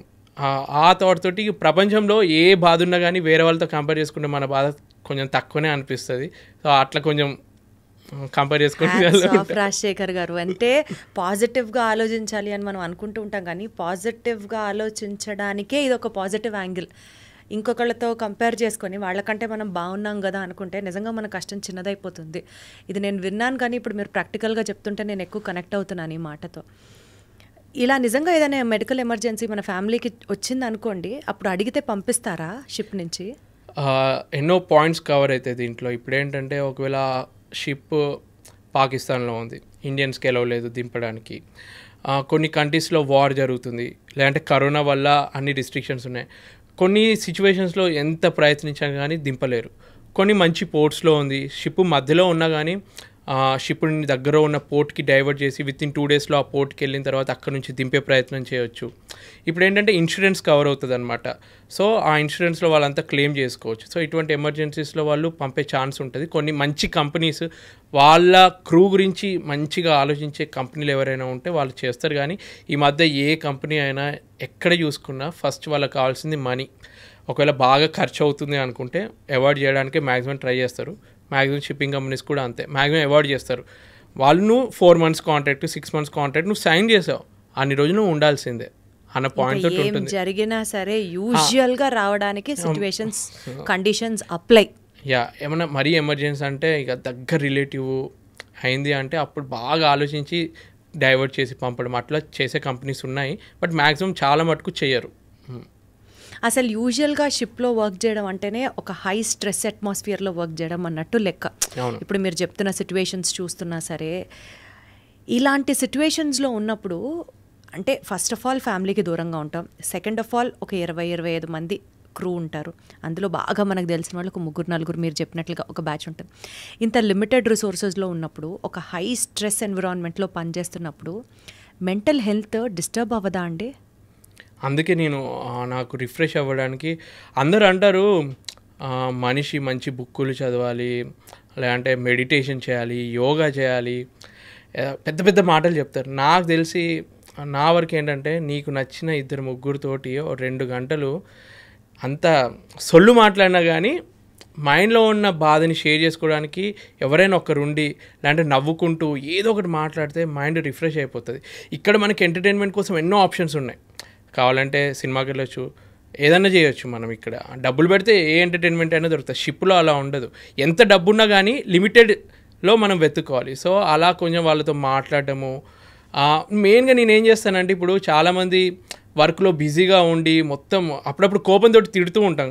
మనిషి వర్క్ ఈ టైంలో అవ్వట్లేదని పొరపాటున ఎవరితో ఏదన్నా నువ్వు వేస్ట్ గాడివి ఎందుకు చేయలేకపోయినావు ఈ టైంకి అట్లా ఏమైనా సీరియస్గా అయినా కానీ ఆ రోజు ఈవినింగ్ కల్లా మళ్ళీ వాళ్ళతో క్రికెట్ ఆడి మాటల్లోనే అరే ఏదో వర్క్లో అన్నాను నువ్వు ఫీల్ అవ్వలేదు కదా అంటే, అరే సార్ మీరే కదా ఇప్పుడు అవన్నీ ఎందుకు వర్క్ టెన్షన్లో అన్నారు కదా. నేను అందుకే ఎక్కువ ఈ ఆటలు ఆడడానికి, గ్రూప్ యాక్టివిటీస్ చేయడానికి. ఈ మధ్య ఎలా అయిందంటే కల్చర్, సోషల్ మీడియా, ఇంటర్నెట్లు షిప్లలో ఈ మధ్య వచ్చాయన్నమాట. కొంచెం కాస్ట్లీ ఎక్కువైనా కానీ ప్రతి ఒక్కరు వర్క్ అవ్వగానే క్యాబిన్లో ఐసోలేట్ అయిపోయి అదే వాళ్ళ గర్ల్ ఫ్రెండ్ తోటి, వైఫ్ తోటి గంటలు మాట్లాడి మళ్ళీ వర్క్ పొద్దున వచ్చేస్తారు. నేనంటే నువ్వు మాట్లాడు, 1 గంట బయటకు వచ్చి మాతో టైం స్పెండ్ చేయి, నువ్వు షేర్ చేసుకో. నువ్వు సోషలైజ్ అవ్వలేదు అనుకో అట్లనే సైకోలాగా తయారైపోతావు. చాలామంది షిప్పింగ్లో ఉన్న వాళ్ళు కొన్ని ఇయర్స్ తర్వాత ఆ అట్మాస్ఫియర్కి లోన్లీగా ఉండి కొందరు ఎలా అవుతారంటే ఇంటికి వచ్చి కూడా ఇంట్లో పెళ్ళాము దగ్గర ఏం అనలేక షిప్కి వచ్చి మొత్తం జూనియర్స్ మీద ఆ సైకో అవన్నీ చూపిస్తారనమాట. సో అలా అవ్వద్దు అంటే కొంచెం సోషలైజ్ అయ్యి వేరే వాళ్ళతో ఉంటే నీకు తెలుస్తుంది ఎంపతి అంటే ఏంటో తెలుస్తుంది అని చెప్పి వాళ్ళందరితో అలా సోషలైజ్ అవ్వడానికి. సీక్రెట్ ఇదే అనమాట మీరు షిప్లో ఉన్నప్పుడు. నేను మ్యాక్సిమం కోప్పడ్డాను. పొరపాటున మనిషికి ఎప్పుడో ఒకసారి కోపం వచ్చి ఏదో నడిచినా కానీ ఆ రోజు కవర్ చేస్తాను. ఎందుకంటే నేను జూనియర్గా ఉన్నప్పుడు నాకు ఒక సీనియర్ చాలా ఫ్రెండ్లీగా హెల్ప్ చేస్తూ ఉండేది. ఒకరోజు పొరపాటున ఏదో అంటే వర్క్లోనే ఏదో తిట్టాడు, ఇది కూడా తెలియదారా నీకు అన్నట్టు ఏదో అనగానే ఆ రోజు ఒక 1 అవర్ ఏదో బయటికి వెళ్ళినట్టు వెళ్ళి ఏడ్చిన, నన్ను అంటాడా సార్ అని ఆ ఫీలింగ్ అయిపోయింది అనమాట. అదే నేను కనెక్ట్ చేసుకుంటాను. నేను పొరపడిన అన్నానంటే నాలాగానే వీడు ఏడుస్తాడేమో, బాధపడతాడేమో. నాకు ఇంకో టెన్షన్ ఏంటంటే నా సేఫ్టీ కూడా నేను చూసుకుంటాను. షిప్లో ఎలా ఉంటారంటే ఈ కాలము నేను 14 ఇయర్స్ నుంచి ఉన్నాను. ఇప్పుడు కొత్త జాయిన్ అవ్వాలంటే నెక్స్ట్ జనరేషన్ అనే అనుకోవాలి. జనరేషన్ గ్యాప్ వచ్చినట్టే. నా జనరేషన్కి ఆ జనరేషన్కి కొంచెం చేంజెస్ ఉంటాయి. నేనున్నంత స్ట్రాంగ్గా నెక్స్ట్ జనరేషన్ ఉండాలని ఉండదు. వాళ్ళ వర్క్ కల్చర్ డిఫరెంట్ ఉంటుంది. వాళ్ళకి తగ్గట్టు ఇప్పుడు కోప్పడితే పడేటోళ్ళు ఎవ్వరు లేరు. నేను ఏదన్నా అంటే వాడు కూడా తిరిగి అనే టైప్లో తయారయ్యారు. సో వాళ్ళకి తగ్గట్టు కొంచెం మేనేజ్ చేసుకుంటూ ఫ్రెండ్లీగానే ప్రేమతోటి మేనేజ్ చేయడానికి ట్రై చేస్తాను మీరు అనుకుంటున్నారు. నైస్. ఇప్పుడు మీరు ఎంత ఫ్రెండ్లీ రిలేషన్ హ్యాండిల్ చేయాలని చూసుకున్నా, సిచ్యువేషన్స్ అక్కడ ఎమికబుల్గా ఉండాలన్నట్టు మీరు ప్లాన్ చేసినా, మీ వంతు పరంగా మీరు ఎఫర్ట్స్ పెట్టినప్పటికీ కూడా కొన్నిసార్లు డెఫినెట్లీ ఎమోషనల్ బ్రేక్ డౌన్స్ అనేవి షిప్లో జరుగుతూ ఉంటాయి. లైక్ ఫర్ ఎగ్జాంపుల్ అనుకోకుండా ఎవరికన్నా హెల్త్ బాగాలే అప్పటికప్పుడు ఆ షిప్ ట్రావెల్ చేస్తున్నప్పుడు ప్రాణాలు పోయినా, మెడికల్ ఎమర్జెన్సీస్ అరైజ్ అయినా మీకు డాక్టర్స్ అవైలబుల్ ఉంటారా? లేకపోతే సపోజ్ ఒక డెత్ జరిగింది షిప్లో మీరు ట్రావెల్ చేసేటప్పుడు, how do you handle that situation అండి? అంటే అంతసేపు ఒక లైఫ్ స్టైల్ మంచిగా అలవాటు పడము, పొద్దు నుంచి సాయంత్రం వరకు చేయడము, ఆడుకుంటున్నాము. ఒకేసారి సడన్గా ఏదైనా పోర్ట్లో రీసెంట్గా జరిగిన ఇన్సిడెంట్ ఏంటంటే ఒక పోర్ట్లో చాలా స్ట్రెస్ఫుల్గా కొత్తగా చీఫ్ ఆఫీసర్ జాయిన్ అయ్యాడు. చీఫ్ ఆఫీసర్ అంటే ఏంటంటే ఆ షిప్లో లోడింగ్, అన్లోడింగ్, డెక్ మీద సంబంధించిన మెయింటెనెన్స్. ఇప్పుడు నేను ఇంజన్ డిపార్ట్మెంట్ ఎలా అయితే మేనేజ్మెంట్ లెవెల్లో హ్యాండిల్ చేస్తానో డెక్ డిపార్ట్మెంట్లో అతను హ్యాండిల్ చేస్తాడు అనమాట. సో అక్కడ లోడింగ్ అవుతుందన్నమాట. సో తనకి కొత్తగా జాయిన్ అయ్యాడు, చాలా స్ట్రెస్ ఫీల్ అయ్యాడు. మొత్తం బాడీ అంతా చెమటలు పడిపోయినాయి, కొలాప్స్ అయిపోయి కింద పడిపోయాడు. అక్కడ పెద్ద ఇంపార్టెంట్ ఆపరేషన్ జరుగుతుంది, అతను కొలాప్స్ అయ్యి కింద పడిపోయాడు. అదృష్టం కొద్దీ అది పోర్ట్లో ఉంది కాబట్టి వెంటనే అతన్ని అంబులెన్స్ రప్పించి అక్కడ నుంచి హాస్పిటల్కి షిఫ్ట్ చేశాం. బట్ జరిగిన ఒక 10 మినిట్స్ ఆ షిప్లో అట్మాస్ఫియర్ వల్ల మాకు ఆల్మోస్ట్ ఒక 10 డేస్ వరకు సైకలాజికల్గా ఆ ఫీలింగ్ ఉంటుంది. మనం తోటి మంచిగా ఫ్రెండ్లీగా ఉండే ఒక వ్యక్తి ఇంత స్ట్రెస్కి గురై ఇట్లా పడిపోయిండు. అదృష్టం కొద్దీ అతను బతికాడు. అది పోర్ట్లో ఉండి ఆ టైంకి అతను హాస్పిటల్కి వెళ్ళిండు కాబట్టి. పొరపాటున అది కరెక్ట్ టైంకి లేకపోతే మనిషి ఎంతోమంది ప్రాణాలు. ఈ స్ట్రెస్ఫుల్ అట్మాస్ఫియర్ ఎలా ఉంటుందంటే మనం ఎంత హెల్తీగా ఉన్నా కానీ ఇప్పుడు జిమ్ చేసేటోళ్ళు కూడా అప్పుడప్పుడు కొలాప్స్ అవుతూ ఉంటారు. సో మెంటల్ హెల్త్ అనేది చాలా ఇంపార్టెంట్ నా దృష్టిలో. ఇప్పుడు యంగ్స్టర్స్ కూడా ఎట్లా ఒక 23-24 ఇయర్స్ వాళ్ళు కూడా హార్ట్ స్ట్రోక్ తోటి వచ్చి చనిపోతున్న వాళ్ళు ఉన్నారు. వాళ్ళు ఎందుకంత స్ట్రెస్ తీసుకుంటున్నారు? వాళ్ళ ఫ్యామిలీ ఇష్యూస్ కానీ, ప్రొఫెషనల్ ఇష్యూస్ కానీ, దీనివల్ల ఎక్కువ స్ట్రెస్ ఈ మధ్య జనరేషన్కి పెరుగుతుంది. నేను అనేది ఒకటే, నువ్వు అంత స్ట్రెస్ తీసుకోవాల్సిన అవసరం లేదు. పాతకాలం వాళ్ళు బతకలేదా 100 ఇయర్స్? 10 మందిని కానీ కూడా వాళ్ళు మంచినే పెంచుకున్నారు. ఇప్పుడు ఒక్కరిని కానీ ఎక్కువ మనము వాళ్ళని అల్లారు ముద్దుగా పెంచాలి, ప్రపంచంలో ఉన్నాయి అన్ని ఇవ్వాలి అన్న ఫీల్ తోటి మనం ఎక్కువ స్ట్రెస్ తీసుకుంటున్నాం. అంత స్ట్రెస్ తీసుకోకుండా ఇంకా ఫ్యామిలీ పర్సనల్ లైఫ్ బాగుంది అనుకో, మనకి ఇంత స్ట్రెస్ ఉండదు అనేది నా ఫీలింగ్. సో నా వరకు నేను స్ట్రెస్ని ఎలా హ్యాండిల్ చేసుకుంటానంటే, వర్క్ స్ట్రెస్ ఎక్కువ ఉందనుకో ఒకసారి ఇంటికి ఫోన్ చేస్తాను, మాట్లాడతాను, మా పాపతోటి మాట్లాడతాను, కొంచెం ఆ విధంగా నేను రిలాక్స్ అవుతాను. మధ్యలో ఎక్కువ స్ట్రెస్ యూజువల్గా మీరు షిప్లో ఉన్నప్పుడు ఏదైనా మెడికల్ ఎమర్జెన్సీ జరిగితే మీకు అవైలబుల్గా డాక్టర్ ఉండరు. షిప్లో డాక్టర్ ఉండరు. పెద్ద పెద్ద క్రూజ్ షిప్స్ ఉంటాయి కదా, ప్యాసింజర్స్ ఎక్కువ ఉండే లగ్జూరియస్ షిప్స్, అందులో డాక్టర్ని వాళ్ళు ప్రొవైడ్ చేస్తారు. ఎందుకంటే మనుషులు ఎక్కువ ఉన్నారు, అదొక సేఫ్టీ ప్రికాషన్ కాబట్టి. ఇప్పుడు మా దాంట్లో లిమిటెడ్ 22-23 మెంబర్స్కి వాళ్ళు ఒక డాక్టర్ని ప్రొవైడ్ చేసి మాతో పాటు ట్రావెల్ చేయాలి. మీకేమన్నా ఎమర్జెన్సీ రిక్వైర్మెంట్ ఉంటే మా షిప్లో మెడికల్ ఫస్ట్ ఎయిడ్ అని చెప్పి కోర్స్ చేసిన మెంబర్స్ ఉంటారు. మాకు కూడా ఫస్ట్ ఎయిడ్కి సంబంధించిన కోర్సు ఏమైనా కట్ అయినా కానీ అటువంటి చిన్న చిన్నవి ఉంటాయి. కానీ పెద్ద పెద్దవి కావాలి అంటే మేము రేడియో అడ్వైస్ తీసుకుంటాం అనమాట. లండన్లో ఉంటారు, ఒక్కొక్క కంపెనీకి ఒక్కొక్క డాక్టర్ ఫెసిలిటీ ఉంటుంది, వాళ్ళకి ఫోన్ చేసి డౌట్లు క్లియర్ చేసుకుంటాము. కాకపోతే ఇందులో కూడా డిసడ్వాంటేజ్ ఉంటుంది. ఒకసారి రియల్గా జరిగిన ఇన్సిడెంట్ చెప్తున్నాను. మా ఎలక్ట్రికల్ ఇంజనీర్ ఒక అతను ఉన్నాడు, అతనికి ఒక సిమ్టమ్ జ్వరం 3 days నుంచి తగ్గట్లేదు. సో వీళ్ళు సిమ్టమ్స్ అన్నీ టైప్ చేస్తున్నప్పుడు క్యాప్టెన్ ఏదో ఇన్ఫర్మేషన్ ఇచ్చిండు. ఆయన అక్కడ విన్న వాళ్ళు డాక్టర్ ఏమో ఇతనికి మలేరియా సిమ్టమ్స్ ఉన్నాయి, 3 days తర్వాత కూడా తగ్గట్లేదు కాబట్టి డోసేజ్ పెంచి ఇంకా ఈ ట్యాబ్లెట్లు యూజ్ చేయండి అని ఇస్తే ఆయన ట్యాబ్లెట్లు యూజ్ చేశాడు. కాకపోతే ఆయనకి రియల్గా మలేరియా లేదు. వీళ్ళు చెప్పిన సిమ్టమ్స్ ఏమో మలేరియా టైప్ చెప్పేసరికి ఆ మిస్కమ్యూనికేషన్ వల్ల ఆయన ఆ 1 వారం రోజులు ఆ ట్యాబ్లెట్ వాడితే ఆయన ఎటువంటి సిచ్యువేషన్కి వెళ్ళిందంటే, ఆయనకి హాలోజినేషన్స్, ఒక్కడు ఉండలేకపోతున్నాడు, వేరే వాళ్ళ క్యాబిన్లో పడుకుంటున్నాడు. ఎందుకంటే ఒక్కడి నుండి ఏం చేసుకుంటాడో తెలియదు. ఏదో హాలోజినేషన్ అంటే ధనుష్ సినిమా 3 మూవీలో మనుషులు ఇట్లా కనిపిస్తాడు చూడ, నిజంగానే అతను కనిపించిందంట. అంత పిచ్చి పిచ్చిగా అయ్యి తర్వాత వితిన్ 1 monthలో అతను షిప్ దిగి ట్రీట్మెంట్ తీసుకుని మళ్ళీ షిప్ ఎక్కిండు.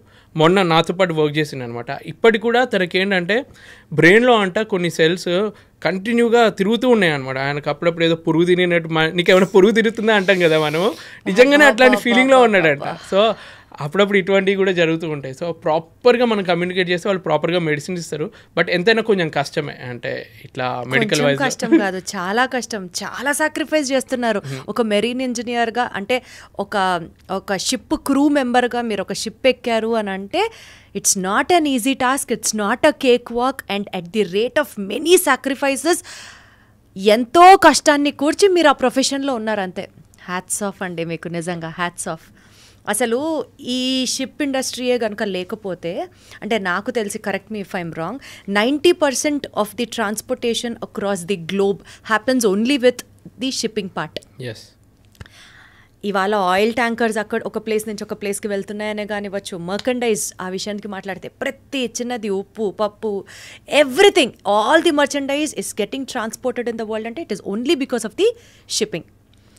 ఈ నేపథ్యంలో ఎథికల్ అండ్ ఎన్విరాన్మెంటల్ కన్సిడరేషన్స్ కనుక మనం చూస్తే, రీసెంట్గా ఏదో ఒక సముద్రంలో ఆయిల్ ట్యాంకర్స్ స్పిల్ అయ్యి అక్కడికక్కడ మంటలు వచ్చేసి మొత్తం చాలామంది, అంటే మెరైన్ అట్మాస్ఫియర్ని మొత్తం నాశనం చేసి కిందున్న ఎన్నో రకాల సముద్రం చేపలు, మెరైన్ లైఫ్ మొత్తం డ్యామేజ్ జరిగి చాలా పొల్యూషన్ కాజ్ చేసి అది ఏ ఊర్లో జరిగిందండి ఇది? విచ్ పర్టికులర్ సీ అని చెప్పాలి దీన్ని? ఒకసారి అయితే యుఎస్ కోస్ట్లో కూడా ఇలా జరిగింది ఇట్లా మొత్తం. ఓకే, సో రీసెంట్గా సింగపూర్లో జరిగింది, అంతకుముందు యుఎస్ సీ కోస్ట్ దగ్గర ఒకసారి జరిగింది. ఇలాంటి సందర్భాలు జరిగినప్పుడు అనిపిస్తూ ఉంటుంది, మనిషి డెవలప్మెంట్ కోసం టెక్నాలజీని వాడి ప్రపంచ సంతోషం కోసం, మనందరి హ్యాపీనెస్ కోసం అడ్వాన్స్మెంట్స్ అవుతున్నాయి.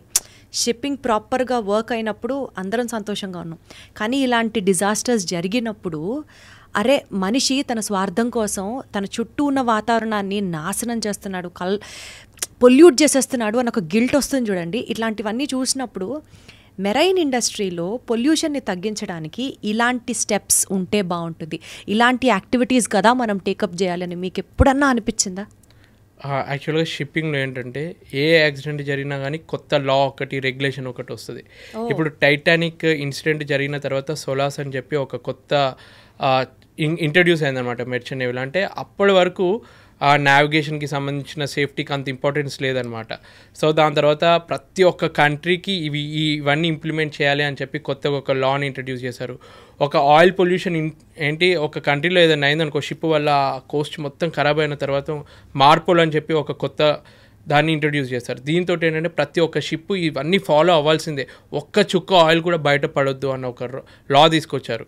ఆఖరికి సీవేజ్ ఏదైతే మా షిప్ నుంచి అది మన చేతిలో ఉండదు కదా, ఒక్క చుక్క ఆయిల్ కూడా పడొద్దు అంటే అది అలా ఉండకుండా చేసే బాధ్యత మాకే ఇచ్చారనమాట.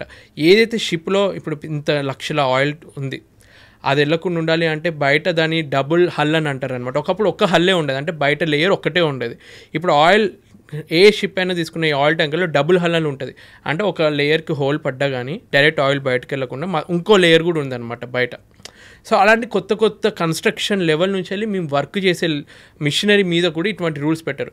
ఇప్పుడు వర్క్ చేస్తున్నప్పుడు ఆయిల్ అంతా ఉంటుంది, గ్రీస్ అంతా పడి ఉంటుంది, దాన్ని అంతా బయట పడేయలేము మేము.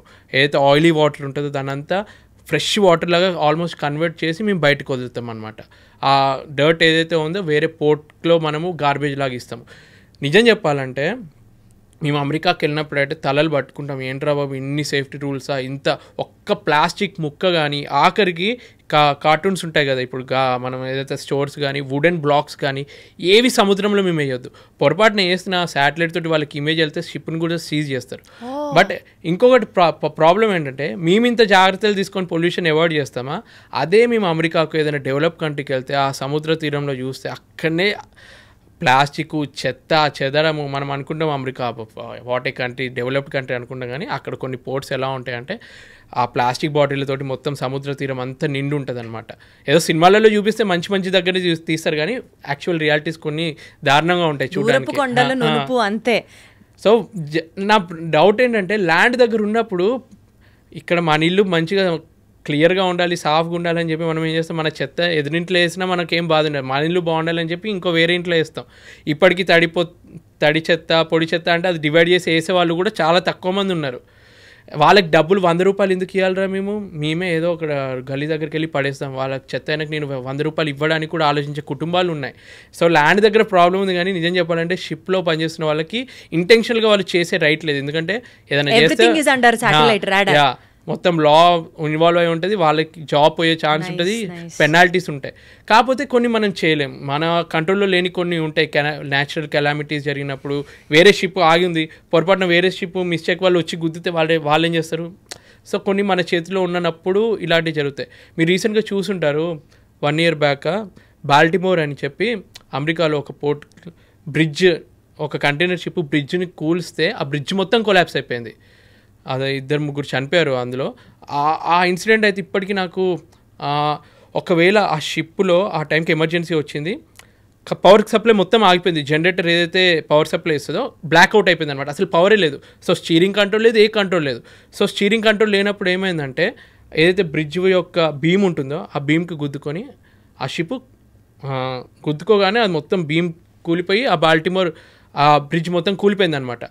కాకపోతే ఇక్కడ బెస్ట్ పార్ట్ ఏంటంటే షిప్లో ఉన్న క్రూ ఇక్కడ ఎమర్జెన్సీ ఉంది అని చెప్పి క్యాప్టెన్కి ఇన్ఫామ్ చేస్తే క్యాప్టెన్ అథారిటీస్కి ఇన్ఫామ్ చేశాడు, మా షిప్ కంట్రోల్లో లేదు. ఇప్పుడు ఆ బ్రిడ్జ్ వాళ్ళు ఏం చేసిండ్రు, కంట్రోల్ లేదని చెప్పగానే అక్కడి నుంచి వచ్చే వెహికల్స్ ఇక్కడ నుంచి వచ్చే వెహికల్స్ అన్నిటిని ఆపిండ్రు. వండర్ఫుల్. ఆపగానే మధ్యలో ఇప్పుడు ఏమైందంటే ఆ వర్క్ చేస్తున్న కొందరు ఉంటారు కదా, ఆ బ్రిడ్జ్ మీద కొన్ని రిపేర్ వర్క్ జరుగుతారు, వాళ్ళకి ఇన్ఫర్మేషన్ అందలేదు.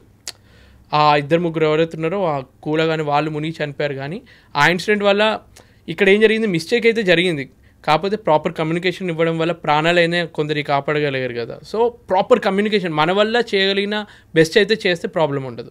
యూజువల్గా అంటే ఈ సెగ్మెంట్లో నేను మీ జాబ్కి సంబంధించి ఎథికల్గా మీరు ఏదైనా ఛాలెంజెస్ ఫేస్ చేసి ఉంటారా అన్న సెన్స్తో అడుగుతున్నాను. ఐ అండర్స్టాండ్ లా చాలా స్ట్రిక్ట్ ఉంది, స్ట్రింజెంట్ ఉంది, అయినా సరే మీరు ఎథికల్గా చేయాల్సింది ఒకటి ఉంటుంది, కానీ ఇక్కడ నార్మల్ జాబ్స్ లాగా, ఇక్కడ గవర్నమెంట్ జాబ్స్ లాగా, లేకపోతే ఆ మ్యాటర్కి వస్తే ఏ జాబ్ అయినా సరే కొన్నిసార్లు హైయర్ అథారిటీస్ చెప్పింది మనకు నచ్చకపోయినా సరే we have to do it, assuming my boss is always right అనుకుంటూ ఉంటాం. మీ ప్రొఫెషన్లో కూడా, మీ కెరియర్లో కూడా అట్లాంటి సందర్భాలు ఉంటాయా? ఎథికల్గా మీ మనసు ఇదే చేయాలంటుంది, కానీ మీ seniors pressure, superiors pressure, senior officers pressure అట్లాంటివి ఉంటాయా మీకు కూడా? ఇప్పుడు ఎంత మనీ ఇన్వాల్వ్ అయితే అంత టెన్షన్, అన్నీ వాళ్ళు చెప్పిన ప్రతిదీ వినాల్సి వస్తుంది. ఇప్పుడు ఎలాంటి సిచ్యువేషన్స్ వస్తాయంటే ఈ షిప్ ఈ స్పీడ్లో వెళ్ళాల్సిందే, లేదంటే నాకు బిజినెస్ లాస్ అయిపోతాయి. ఒకవేళ ఆ షిప్ని మనం అదే స్పీడ్లో మెయిన్ ఇంజన్ స్పీడ్ని పెంచితే ఆ హీట్ పెరిగి అప్పుడప్పుడు మిషనరీ బ్రేక్ డౌన్ అయ్యే ఛాన్స్ కూడా ఉంటుంది. సో అప్పుడప్పుడు ఏం చేస్తావు అంటే నువ్వు ఎంత స్పీడ్ అయినా చెప్పు, ఒకవేళ మేము పెంచితే బ్రేక్ డౌన్ అయ్యే ఛాన్స్ ఉంది, ఈ షిప్ అంత కెపాసిటీ లేదని చెప్పి చీఫ్ ఇంజనీర్ చెప్పొచ్చు, మా వల్ల కాదు, ఇంతకన్నా ఎక్కువ స్పీడ్ ఇవ్వలేము అని చెప్పి. అటువంటి డెసిషన్స్ మేము తీసుకోగలం. కాకపోతే కొన్ని సిచ్యువేషన్స్ ఎలా ఉంటాయంటే ఒక కంట్రీకి షిప్ వచ్చింది, అక్కడ ఒక సర్వే జరుగుతుంది, ఆ సర్వే పాస్ అవుతే ఆ షిప్కి బిజినెస్ ఎక్కువ అవుతుంది. ఆ సర్వేలో మన మిషనరీకి కొన్ని డిఫెక్ట్స్ ఉన్నాయి, ఎవరైతే ఇన్స్పెక్షన్కి వస్తారో ఆయన ముందు ఆ డిఫెక్ట్స్ అన్ని కవరప్ చేయాలి. ఇప్పుడు మా పని ఏంటి, రిపేర్లు అన్నీ మేము చేయాలి కరెక్టే, కాకపోతే సడన్గా ఏదైనా రిపేర్ ఆ టైంకి వచ్చింది అనుకో ఆయన కనిపించకుండా కొన్ని కవరప్ చేసేటి ఇటువంటి కొన్ని ఉంటాయి అనమాట. అంటే లేదంటే దాని spare part, important spare part ఎందుకు లేదు, అదొక లైఫ్ సేవింగ్, ఒక 2 లైఫ్ జాకెట్లు ఉండాల్సిన టైంలో ఒకటే లైఫ్ జాకెట్ ఉంది. సో ఇటువంటి ఏంటంటే మేము ఆర్డర్ చేసామండి ఆల్రెడీ. అంటే మీరు కొన్ని మేనేజ్ చేయడం వేరు, బికాస్ ఆఫ్ యువర్ సీనియర్ చెప్పడం వల్ల, సీనియర్ ఆఫీసర్ చెప్పడం వల్ల మీరు ప్రెషర్ తీసుకున్న సందర్భాలు కూడా ఇక్కడ జరుగుతాయా అంటున్నా. సో ఇక్కడ ప్రెషర్ అంటే జరుగుతాయి, బట్ మనం మ్యాక్సిమం అవాయిడ్ చేయొచ్చు. కాకపోతే అప్పుడప్పుడు మన సాఫ్ట్ నేచర్ వాళ్ళు ఎలా ఉంటుందంటే వాళ్ళు రిక్వెస్ట్ చేసే వరకు అనెథికల్గా కూడా కొన్ని చేయాల్సి వస్తుంది. మనం ఎగ్జాక్ట్గా చెప్పలేం, కానీ ప్రతి ఫీల్డ్లో ఉన్నట్టే మేము చేయాల్సి వస్తుంది. అలా మీకు ఎప్పుడైనా ఎదురైంది అలాంటి సందర్భం? అంటే ఈ వర్క్ చేయాలి ఈ టైంకి, ఇలా సింపుల్గా అయ్యాయి, కానీ మరీ ఎక్కువ దారుణంగా ఒకరి లైఫ్ని ఇంపాక్ట్ చేసే అంత అయితే కాలేదు, థ్యాంక్ఫుల్లీ కాలేదు. గ్లాడ్. ఇందాక మీరు మాటల్లో సీజ్ ద షిప్ అన్నారు, గుర్తుందా? ఇప్పుడు అది సోషల్ మీడియాలో ట్రెండ్ అవుతున్న సబ్జెక్ట్. పవన్ కళ్యాణ్ గారు ఒక పోర్ట్కి, కాకినాడ పోర్ట్కి వెళ్ళి అక్కడ అక్రమంగా బియ్యాన్ని తరలిస్తున్నారు అని తెలుసుకొని సీజ్ ద షిప్ అని అంటారు. అది ఇప్పుడు సోషల్ మీడియాలో it is like super duper trending. అలాంటి సందర్భాలు మీరు ఏమైనా ఎన్కౌంటర్ చేశారా? నేను విన్నాను చాలా. ఇప్పుడు ఏదున్నా కానీ సినిమాల్లో చూపించేది ఒక గ్లోరిఫై చేసి చూపిస్తాం, ఎందుకంటే జనాలకి మాస్ ఎంటర్టైన్మెంట్ కావాలి కాబట్టి. ఇప్పుడు పుష్ప 2 తీసుకున్నా, దేవరా తీసుకున్నా, పుష్ప తీసుకున్నా, ఏదున్నా కానీ జనాలకి ఏంటంటే ఇలా స్మగ్లింగ్ అవన్నీ ఏంటంటే ఇంట్రెస్టింగ్ అనిపిస్తాయి. కాకపోతే రియాలిటీ ఎలా ఉంటుందంటే, ఇప్పుడు నేను ఆయిల్ ట్యాంకర్లో ఎక్కువ వర్క్ చేస్తాను కదా, మా షిప్పింగ్లో ఎలా జరుగుతుంది ఇల్లీగల్ యాక్టివిటీస్ అంటే వేరే వాళ్ళ దగ్గర విన్నవి. అసలు షిప్లో ఇవన్నీ ఎట్లా జరుగుతాయంటే, ఇప్పుడు మా ఆయిల్ ట్యాంకర్ ఉంది, కొన్ని లీగల్గా నడిచే షిప్పులు కొన్ని ఉంటాయి, కొన్ని ఇల్లీగల్గా నడిచే షిప్లు ఎలా ఉంటాయంటే ఆ షిప్ ఒక ప్లేస్కి వెళ్ళి అక్కడికి వెళ్ళి యాంకర్ వేసి అక్కడ వాళ్ళన్ని పవర్ సప్లై ఆఫ్ చేసుకొని వాళ్ళకి సంబంధించిన జీపీఎస్, రెడార్ అన్నీ స్విచ్ ఆఫ్ చేసి పెట్టుకుంటారు. కొందరికే తెలుస్తుంది వాళ్ళ పొజిషన్ ఎక్కడుందో. ఆ పొజిషన్కి వేరే వాళ్ళు వచ్చి అందులో అంత గూడ్స్ అంటే పెట్రోలో, డీజిలో, క్రూడ్ ఆయిలో ఎక్కిస్తారు. అక్కడ నుంచి అలా స్టార్ట్ అయ్యి మళ్ళీ ఏదైతే సీక్రెట్ ప్లేస్కి, ఏదైతే కంట్రీకి వెళ్ళాలో ఆ కంట్రీకి వెళ్ళి అక్కడ డిశ్చార్జింగ్ చేస్తుంది. ఆ డిశ్చార్జింగ్ ఇప్పుడు రష్యా యుద్ధం చేస్తుంది కదా యుక్రెయిన్ మీద. సో కొన్ని కంట్రీస్ రష్యాకి మీరు సప్లై చేయొద్దు అని చెప్పి శాంక్షన్స్ వేస్తుంది అనమాట. అలానే కొన్ని కంట్రీస్ ఇరాన్, ఇరాక్, కొన్ని కంట్రీస్ దగ్గర ఆయిల్ తీసుకోవద్దని చెప్పి అమెరికా కొన్ని రిస్ట్రిక్షన్స్ పెడుతుంది. అయినా కానీ కొందరికి జరగాలి, బిజినెస్ జరగాలి కాబట్టి వీళ్ళు ఇల్లీగల్గా ఏం చేస్తారంటే ఇట్లా పొజిషన్స్, దీన్ని గోస్ట్ షిప్స్ అని అంటారు అనమాట. అంటే తెలియకుండా మేనేజ్ చేస్తారనమాట. ఇట్లా షిప్పింగ్లో కొన్ని జరుగుతుంది. ఇంకొన్ని కంట్రీస్లో ఎలా జరుగుతుందంటే ఒక 1000 tons ఆఫ్ ఆయిల్ ఉంది, వాళ్ళు అఫీషియల్గా చూపించేది 900 tons ఉన్నట్టు చూపించి మిగిలిన 100 tons ఆఫ్ ఆయిల్ని వాళ్ళు డైరెక్ట్గా డీల్ చేసి అమ్మడము. ఇవన్నీ కొన్ని ఏంటంటే చీప్ కంపెనీస్ కొన్ని ఉంటాయి చూడు, మాఫియా అంటారు వీటిని. అట్లా జరుగుతూనే ఉంటాయి. దొరికినోడికి ఆరోజు దొరుకుతాడు, దొరకకపోతే వాడే సంపాదించుకుంటూ పోతాడు. అలా నాకు తెలిసినంతవరకు నేను ఇలా విన్నాను అనమాట. ఇప్పుడు కొందరు అందులో వర్క్ చేసిన వాళ్ళ దగ్గర నుంచి తెలుస్తుంది అది ఇదేదో జరుగుతుంది మనకు చెప్పకుండా. అంటే వాళ్ళకి డౌట్ వస్తుంది కదా, ఇవాళ 900 tons అన్నారు, 1000 tons ఇస్తున్నారు, ఇంకా 100 tons చెప్పకుండా ఇస్తున్నారు, అందరు డబ్బులు డిస్ట్రిబ్యూట్ చేసుకున్నారు. ఒక టైంలో ఎలా ఉండేదంటే సిచ్యువేషను, వాళ్ళ బెడ్ కింద మొత్తం డబ్బు కూడా నింపుకుని ఒక 20 ఏళ్ల క్రితం రూల్స్ అంతా ఎక్కువ ఉండేవి కాదు, కస్టమ్స్ వాళ్ళంతా పట్టించుకునేటోళ్ళు కాదనమాట. అలా డబ్బులు సంపాదించుకున్న వాళ్ళు కూడా ఉన్నారు ఒకప్పుడు. ఏదో నెగిటివిటీ స్ప్రెడ్ చేస్తున్నట్టు కాదు, నేను విన్న కథలే, నేనేదో చూసి చెప్తున్నా అని క్వశ్చన్ వేస్తారేమో చూసేవాళ్ళు. నేను విన్నవి ఏదో మామూలుగా నాకు తెలిసింది ఇలా చెప్తున్నాను. ఎస్పెషల్లీ నేవీకి సంబంధించిన ఎక్సైజ్ డిపార్ట్మెంట్ వాళ్ళు బీభత్సంగా సంపాదిస్తారు అని కూడా విన్నాను. ఎందుకంటే most amount of illegal transportation happens through shipping అన్నది కూడా ఒక పాయింట్ ఉంది. అది కరెక్టా కాదా మీరే చెప్పాలి. యాక్చువల్గా నేను నేవీకి అసలు రిప్రజెంట్ చేయను, నాది మొత్తం కమర్షియల్ షిప్పింగ్ మెర్చెంట్ నేవీ కాబట్టి.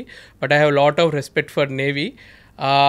మనకేంటంటే ప్రతి ఒక్కరూ ఏదో ఒకటి ఉంటారు, ఒక 100లో ఒక్కరు ఉంటారేమో, కానీ దాన్ని బట్టి మనం మొత్తం డిసైడ్ చేయలేము.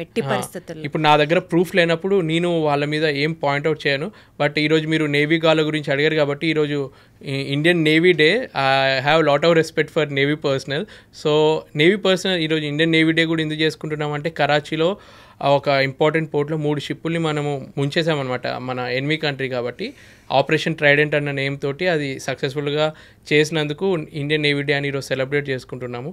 సో ఎక్కడో ఒక్క జరుగుతారు, పోలీస్ డిపార్ట్మెంట్లో లేరా, ప్రతి ఒక్క దాంట్లో ఉన్నారు. మొత్తం డిపార్ట్మెంట్ అనలేం, కానీ ఒకప్పుడు జరిగేటివి ఇలా. ఇప్పుడు మీరు కొన్ని సినిమాల్లో చూసినట్టు ఒకప్పుడు టీవీలు అవన్నీ తక్కువ రేట్కి లక్కీ భాస్కర్ సినిమాలో చూపిస్తారు కదా, టీవీలు, ఫ్రిడ్జ్లు, కార్లని సైతం షిప్ చేస్తారు అని విన్నాము, తక్కువగా వస్తాయి మనకి. ఏంటంటే నేను ఇవన్నీ ఎప్పుడు విన్నానంటే నాకు అనిపించేది, నేను స్టార్టింగ్ షిప్పింగ్ కెరీర్లో జాయిన్ అయినప్పుడు నేను ఒక 21-22 ఇయర్స్ ఉంటాను. నాతో వర్క్ చేసిన అతనికి 55 ఇయర్స్ ఉన్నప్పుడు కథలు చెప్పేదనమాట. ఇప్పుడు షిప్పింగ్ ఇండస్ట్రీ అంత బాగాలేదు తమ్ముడు, అసలు ఏంటంటే మా టైంలో అసలు ఏ పోర్ట్కి వెళ్ళినా, ఏదో దుబాయ్కి వెళ్ళినా, ఏదైనా కంట్రీకి, యూరోపియన్ కంట్రీకి వెళ్ళినా అక్కడ పెద్ద టీవీ తీసుకునేటోళ్ళం, రేడియో తీసుకునేటోళ్ళం. వాళ్ళు చెప్పే ఐటెంలు అన్నీ ఒక గొప్ప గొప్ప రేంజ్లో ఉండేవి.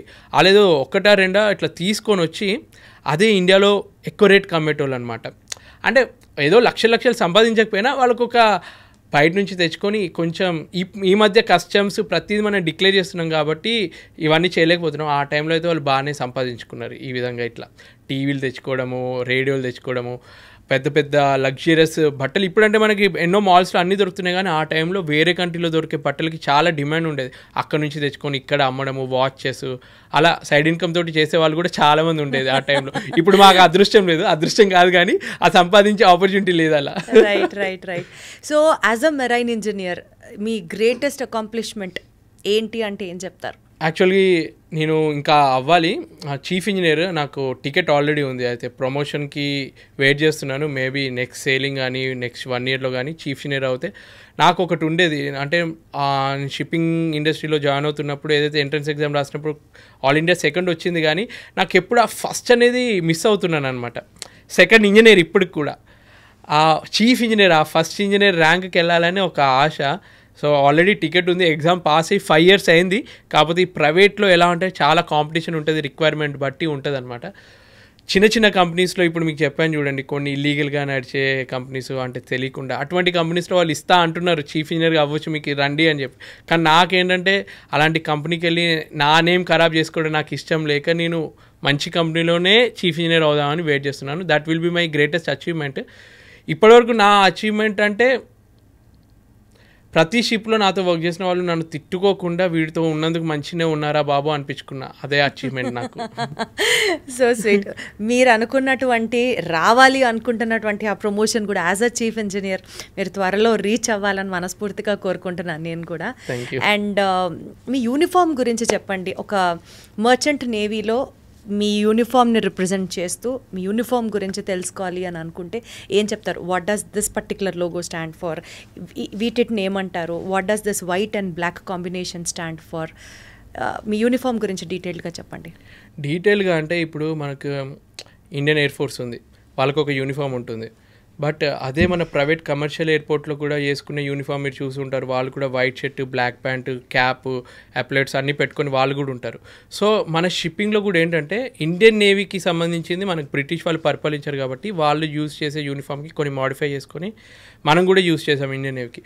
సో దాన్ని రిప్రజెంట్ చేసేది కూడా మెర్చెంట్ నేవీ. అంటే ఆ ప్యారలల్గా ఇది కమర్షియల్ సెగ్మెంట్ కాబట్టి మాకు డిసిప్లిన్ కోసం ఒక రెస్పాన్సిబిలిటీ తెలియాలి అని చెప్పి ఒక యూనిఫామ్ ఉండాలి అని చెప్పి మాకు ఈ యూనిఫామ్ కంటిన్యూ చేస్తారు.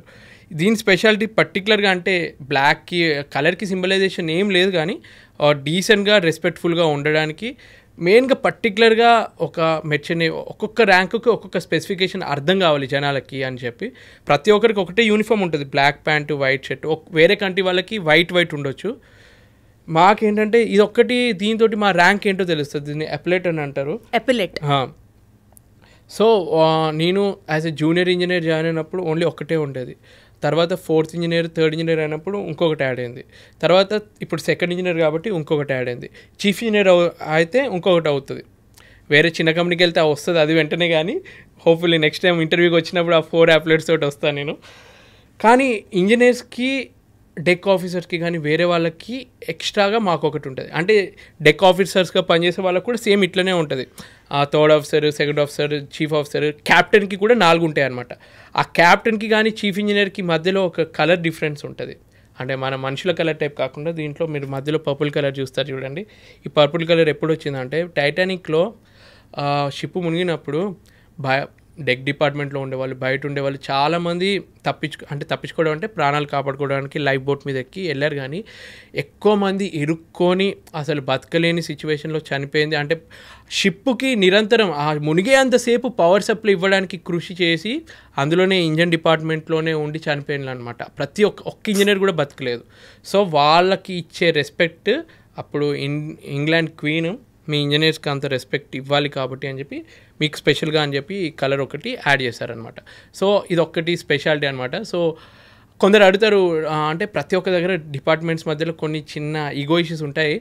బట్ నాకేమనిపిస్తుంది అంటే deck department, engine department, food department 3 ఈక్వలే. బట్ నేను as an engineer I feel more మా డిపార్ట్మెంట్ ఎక్కువ అన్న ఫీలింగ్ నాకు ఉంటుంది. 100% ఉండి తీరాలండి. యాటిట్యూడ్ చాలా అవసరం. 100% మీరందరూ అక్కడ ఉన్న మెషినరీ, ఎక్విప్మెంట్, సేఫ్టీ మీరు ఎన్ష్యూర్ చేయకపోతే ఇంతమంది సేఫ్గా ట్రావెల్ చేయలేరు. అండ్ డెఫినెట్లీ అసలు షిప్ ముందుకి కదలదు కదా. సో అందరి సేఫ్టీ అంటే కేవలం మెషినరీ సేఫ్టీయే కాదు, ట్రావెల్ చేస్తున్న passenger safety is also your responsibility, which is the most important key responsibility also మనం చెప్పాలి. అండ్ బేసికల్గా అండి మెరిటైమ్ ఇండస్ట్రీలో ఈ పర్టిక్యులర్ చేంజెస్ వస్తే ఇంకా బాగుంటుంది అని మీరు looking forward for that change in the system ఏమన్నా మీరు సజెస్ట్ చేసేవి ఉన్నాయా? మెయిన్గా కొత్తగా జాయిన్ అవుతున్న వాళ్ళు చాలామంది బ్రోకర్స్, ఏజెంట్స్ నాకు ఇప్పటికీ ఇన్స్టాగ్రామ్లో కానీ యూట్యూబ్లో కానీ నేను ఆ ఏజెంట్కి 3 లక్షలు ఇచ్చాను, వాడు షిప్లో ఎక్కిస్తా అన్నాడు, ఎక్కించలేదు. అప్పుడప్పుడు ఎలా అంటే ఆ అబ్బాయి నాకు ఫోన్ చేసి మా అమ్మతో ఒకసారి మాట్లాడతారా అని వాళ్ళ అమ్మ నాతో మాట్లాడి నేను కూలి పని చేసుకుంటాను, మా అబ్బాయిని ఫస్ట్ టైం ముంబైకి తీసుకొచ్చిన ఒక్కడేమొస్తాడని చెప్పి నేను కూడా వచ్చినాను. ఒక ఏజెంట్కి మేము ఏదో అప్పు తీసుకొని 3 లక్షలు కట్టినాము, పోర్ట్కి తీసుకెళ్ళిండు, షిప్ ఎక్కనియలేదు. అటువంటి నాకు కాల్స్ విన్నప్పుడు నేను అనుకుంటాను ఎందుకు ఇంకా ఈ జనరేషన్లో కూడా నేను ఇంత చెప్పినా కానీ నేను వీడియోస్లో నేను అప్పుడప్పుడు చెప్తూ ఉంటాను, మీరు మోసపోకండి, ఏ ఏజెంట్కి డబ్బులు ఇవ్వకండి, మీరు వెళ్తే కరెక్ట్ పాత్రలో వెళ్ళండి. మన దగ్గర ఏంటంటే ప్రతి దానికి ఎవరైనా ఆశ చూపిస్తే 3 లక్షలు ఇస్తే జాబ్ ఇస్తా అంటే అది నమ్మకుండా వాళ్ళు నిజంగా గుడ్డిగా నమ్మి ఇస్తున్నారు.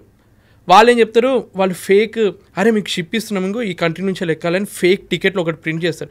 ప్రతిదీ ఏది కావాలంటే అది ఫేక్గా వాళ్ళు చేసి నిజంగా జరుగుతున్నట్టు వాళ్ళని బ్లేమ్ అంటే నమ్మిస్తారనమాట. ఇక్కడ మోసం చేసేవాడి కన్నా మోసపోతున్న వాళ్ళదే తప్పు. నేను వాళ్ళకి చెప్పేది ఒకటే, మోసపోయిన తర్వాత రాకండి, ముందే మీరు కొంచెం ఆలోచించండి, ఎవరికి డబ్బులు ఇవ్వకండి.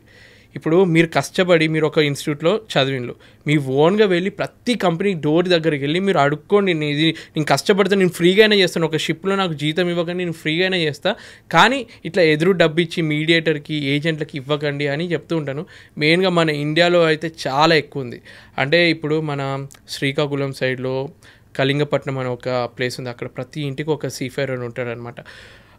గుజరాత్లో కొన్ని ప్లేసెస్, ఇట్లాంటి ప్లేసెస్లో ఏంటంటే ఆ జనాలకి డెస్పరేట్ ఉంటారనమాట, ఎట్లయినా షిప్ ఎక్కాలి. వాళ్ళది ఒక పాత అనమాట. ఈయనకి ఒక ఆయన 3 లక్షలు ఇచ్చిండంట, షిప్ దొరికిందంట, ఆయన ఎట్లా షిప్ ఎక్కిండు కదా, ఇంకా 10 మంది ఇస్తారు, వాడేదో 2-3 ఇస్తాడు, మిగిలిన డబ్బులు వేసుకొని పారిపోతాడు, డబ్బులు ఒక్కసారి వచ్చిన తర్వాత.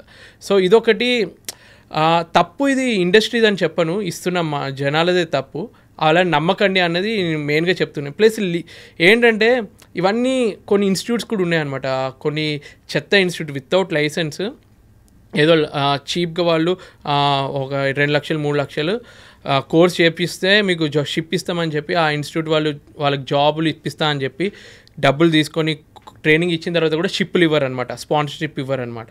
సో అటువంటి కంపెనీస్ చాలా అంటే ఇన్స్టిట్యూట్స్ చాలా ఉన్నాయి. వాటన్నిటి మీద లీగల్ యాక్షన్ తీసుకునే సిస్టమ్ రావాలి. నా మెయిన్ ఏంటంటే ఇప్పుడు సోషల్ మీడియాలో నాలాంటోడు ఇంకా ఎవరైనా ఉంటే వాళ్ళందరినీ చూసి అబ్బా ఆయన మంచిగా ఉన్నాడు, మంచి పేరు తెచ్చుకున్నాడు, మంచి సంపాదిస్తున్నాడు, ఇట్లా కూడా నాకు కొడుకు అవ్వచ్చు, నేను కూడా ఇట్లా అవ్వాలి, నాకు తిరగాలని ఉంది, అన్ని పాజిటివే చూస్తున్నారు. కాబట్టి కింద బయట కనిపిస్తున్న అది చూస్తున్నారు, కానీ కింద ఎంత డర్ట్ ఉంది, ఎంత చెత్త చెదరం ఉంది, అవన్నీ వాళ్ళు అబ్జర్వ్ చేయట్లేదు. అవన్నీ కూడా ఉంటాయి. అంటే నాకు లక్ బాగుండి నేను ఏదో గవర్నమెంట్ కంపెనీ ద్వారా తెలియకుండా నేను ఈ దారిలోకి వచ్చాను. కానీ ఈ కాలంలో అయితే ఈ క్రేజ్ని యూజ్ చేసుకొని చాలామంది మోసాలు చేస్తున్నారు. సో ఈ మోసాలు బేసికల్గా అసలు what is the right procedure to get in to merchant navy అండి? మీరు ఒకవేళ ఇంజనీరింగ్ చేస్తే, మెకానికల్ ఇంజనీరింగ్ కానీ మెరైన్ ఇంజనీరింగ్ చేస్తే మీరు జాబ్ తెచ్చుకోవడానికి, ఒకవేళ నేను మెకానికల్ ఇంజనీరింగ్ చేస్తాను, నేను కంపెనీస్ అప్లై చేసినట్టే మీకు నోటిఫికేషన్స్ వస్తాయి. ఇప్పుడు అడ్డమైన చెత్త అంతా జనాలు చూస్తున్నారు, ఇన్స్టాగ్రామ్లో ఏవేవో చూస్తారు. దాని బదులు మీరు ఎంప్లాయ్మెంట్కి సంబంధించినవి గూగుల్లో ఎన్నో సైట్స్ ఉంటాయి. ఒకప్పుడు మాకు ఎంప్లాయ్మెంట్ న్యూస్ అని చెప్పి ఒక న్యూస్ పేపర్ వచ్చేది, అది తీసుకోండి. అటువంటివి తీసుకుంటే మీకు ప్రతి ఇన్ఫర్మేషన్ వస్తుంది. షిప్పింగ్కి సంబంధించినవి కూడా కొన్ని ఉంటాయి, అట్లా సిఎన్ జాబ్ అని చెప్పి కొన్ని ఉంటాయి అనమాట. అవన్నీ చూసుకొని మీరు కంపెనీకి సంబంధించిన ఈమెయిల్ ఐడికి మీరు అన్ని మెయిల్ చేయండి, నాకు జాయిన్ అవ్వాలని ఉంది. ఫస్ట్ ట్రైనింగ్ కోసం ప్రాపర్ ట్రైనింగ్ ఇన్స్టిట్యూట్, లైసెన్స్ ఉన్న ఇన్స్టిట్యూట్ని వెతుక్కోండి.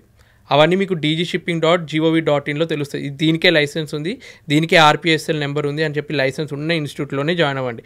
జాయిన్ అయ్యే ముందు కూడా అందులో చదివిన వాళ్ళకి జాబ్స్ వచ్చాయా, షిప్ నిజంగా ఎక్కుతున్నారా, దాని ప్లేస్మెంట్స్ ఎట్లున్నాయో మీ భవిష్యత్తు కోసం మీరే రీసెర్చ్ చేసి మీరు జాయిన్ అవ్వాలి.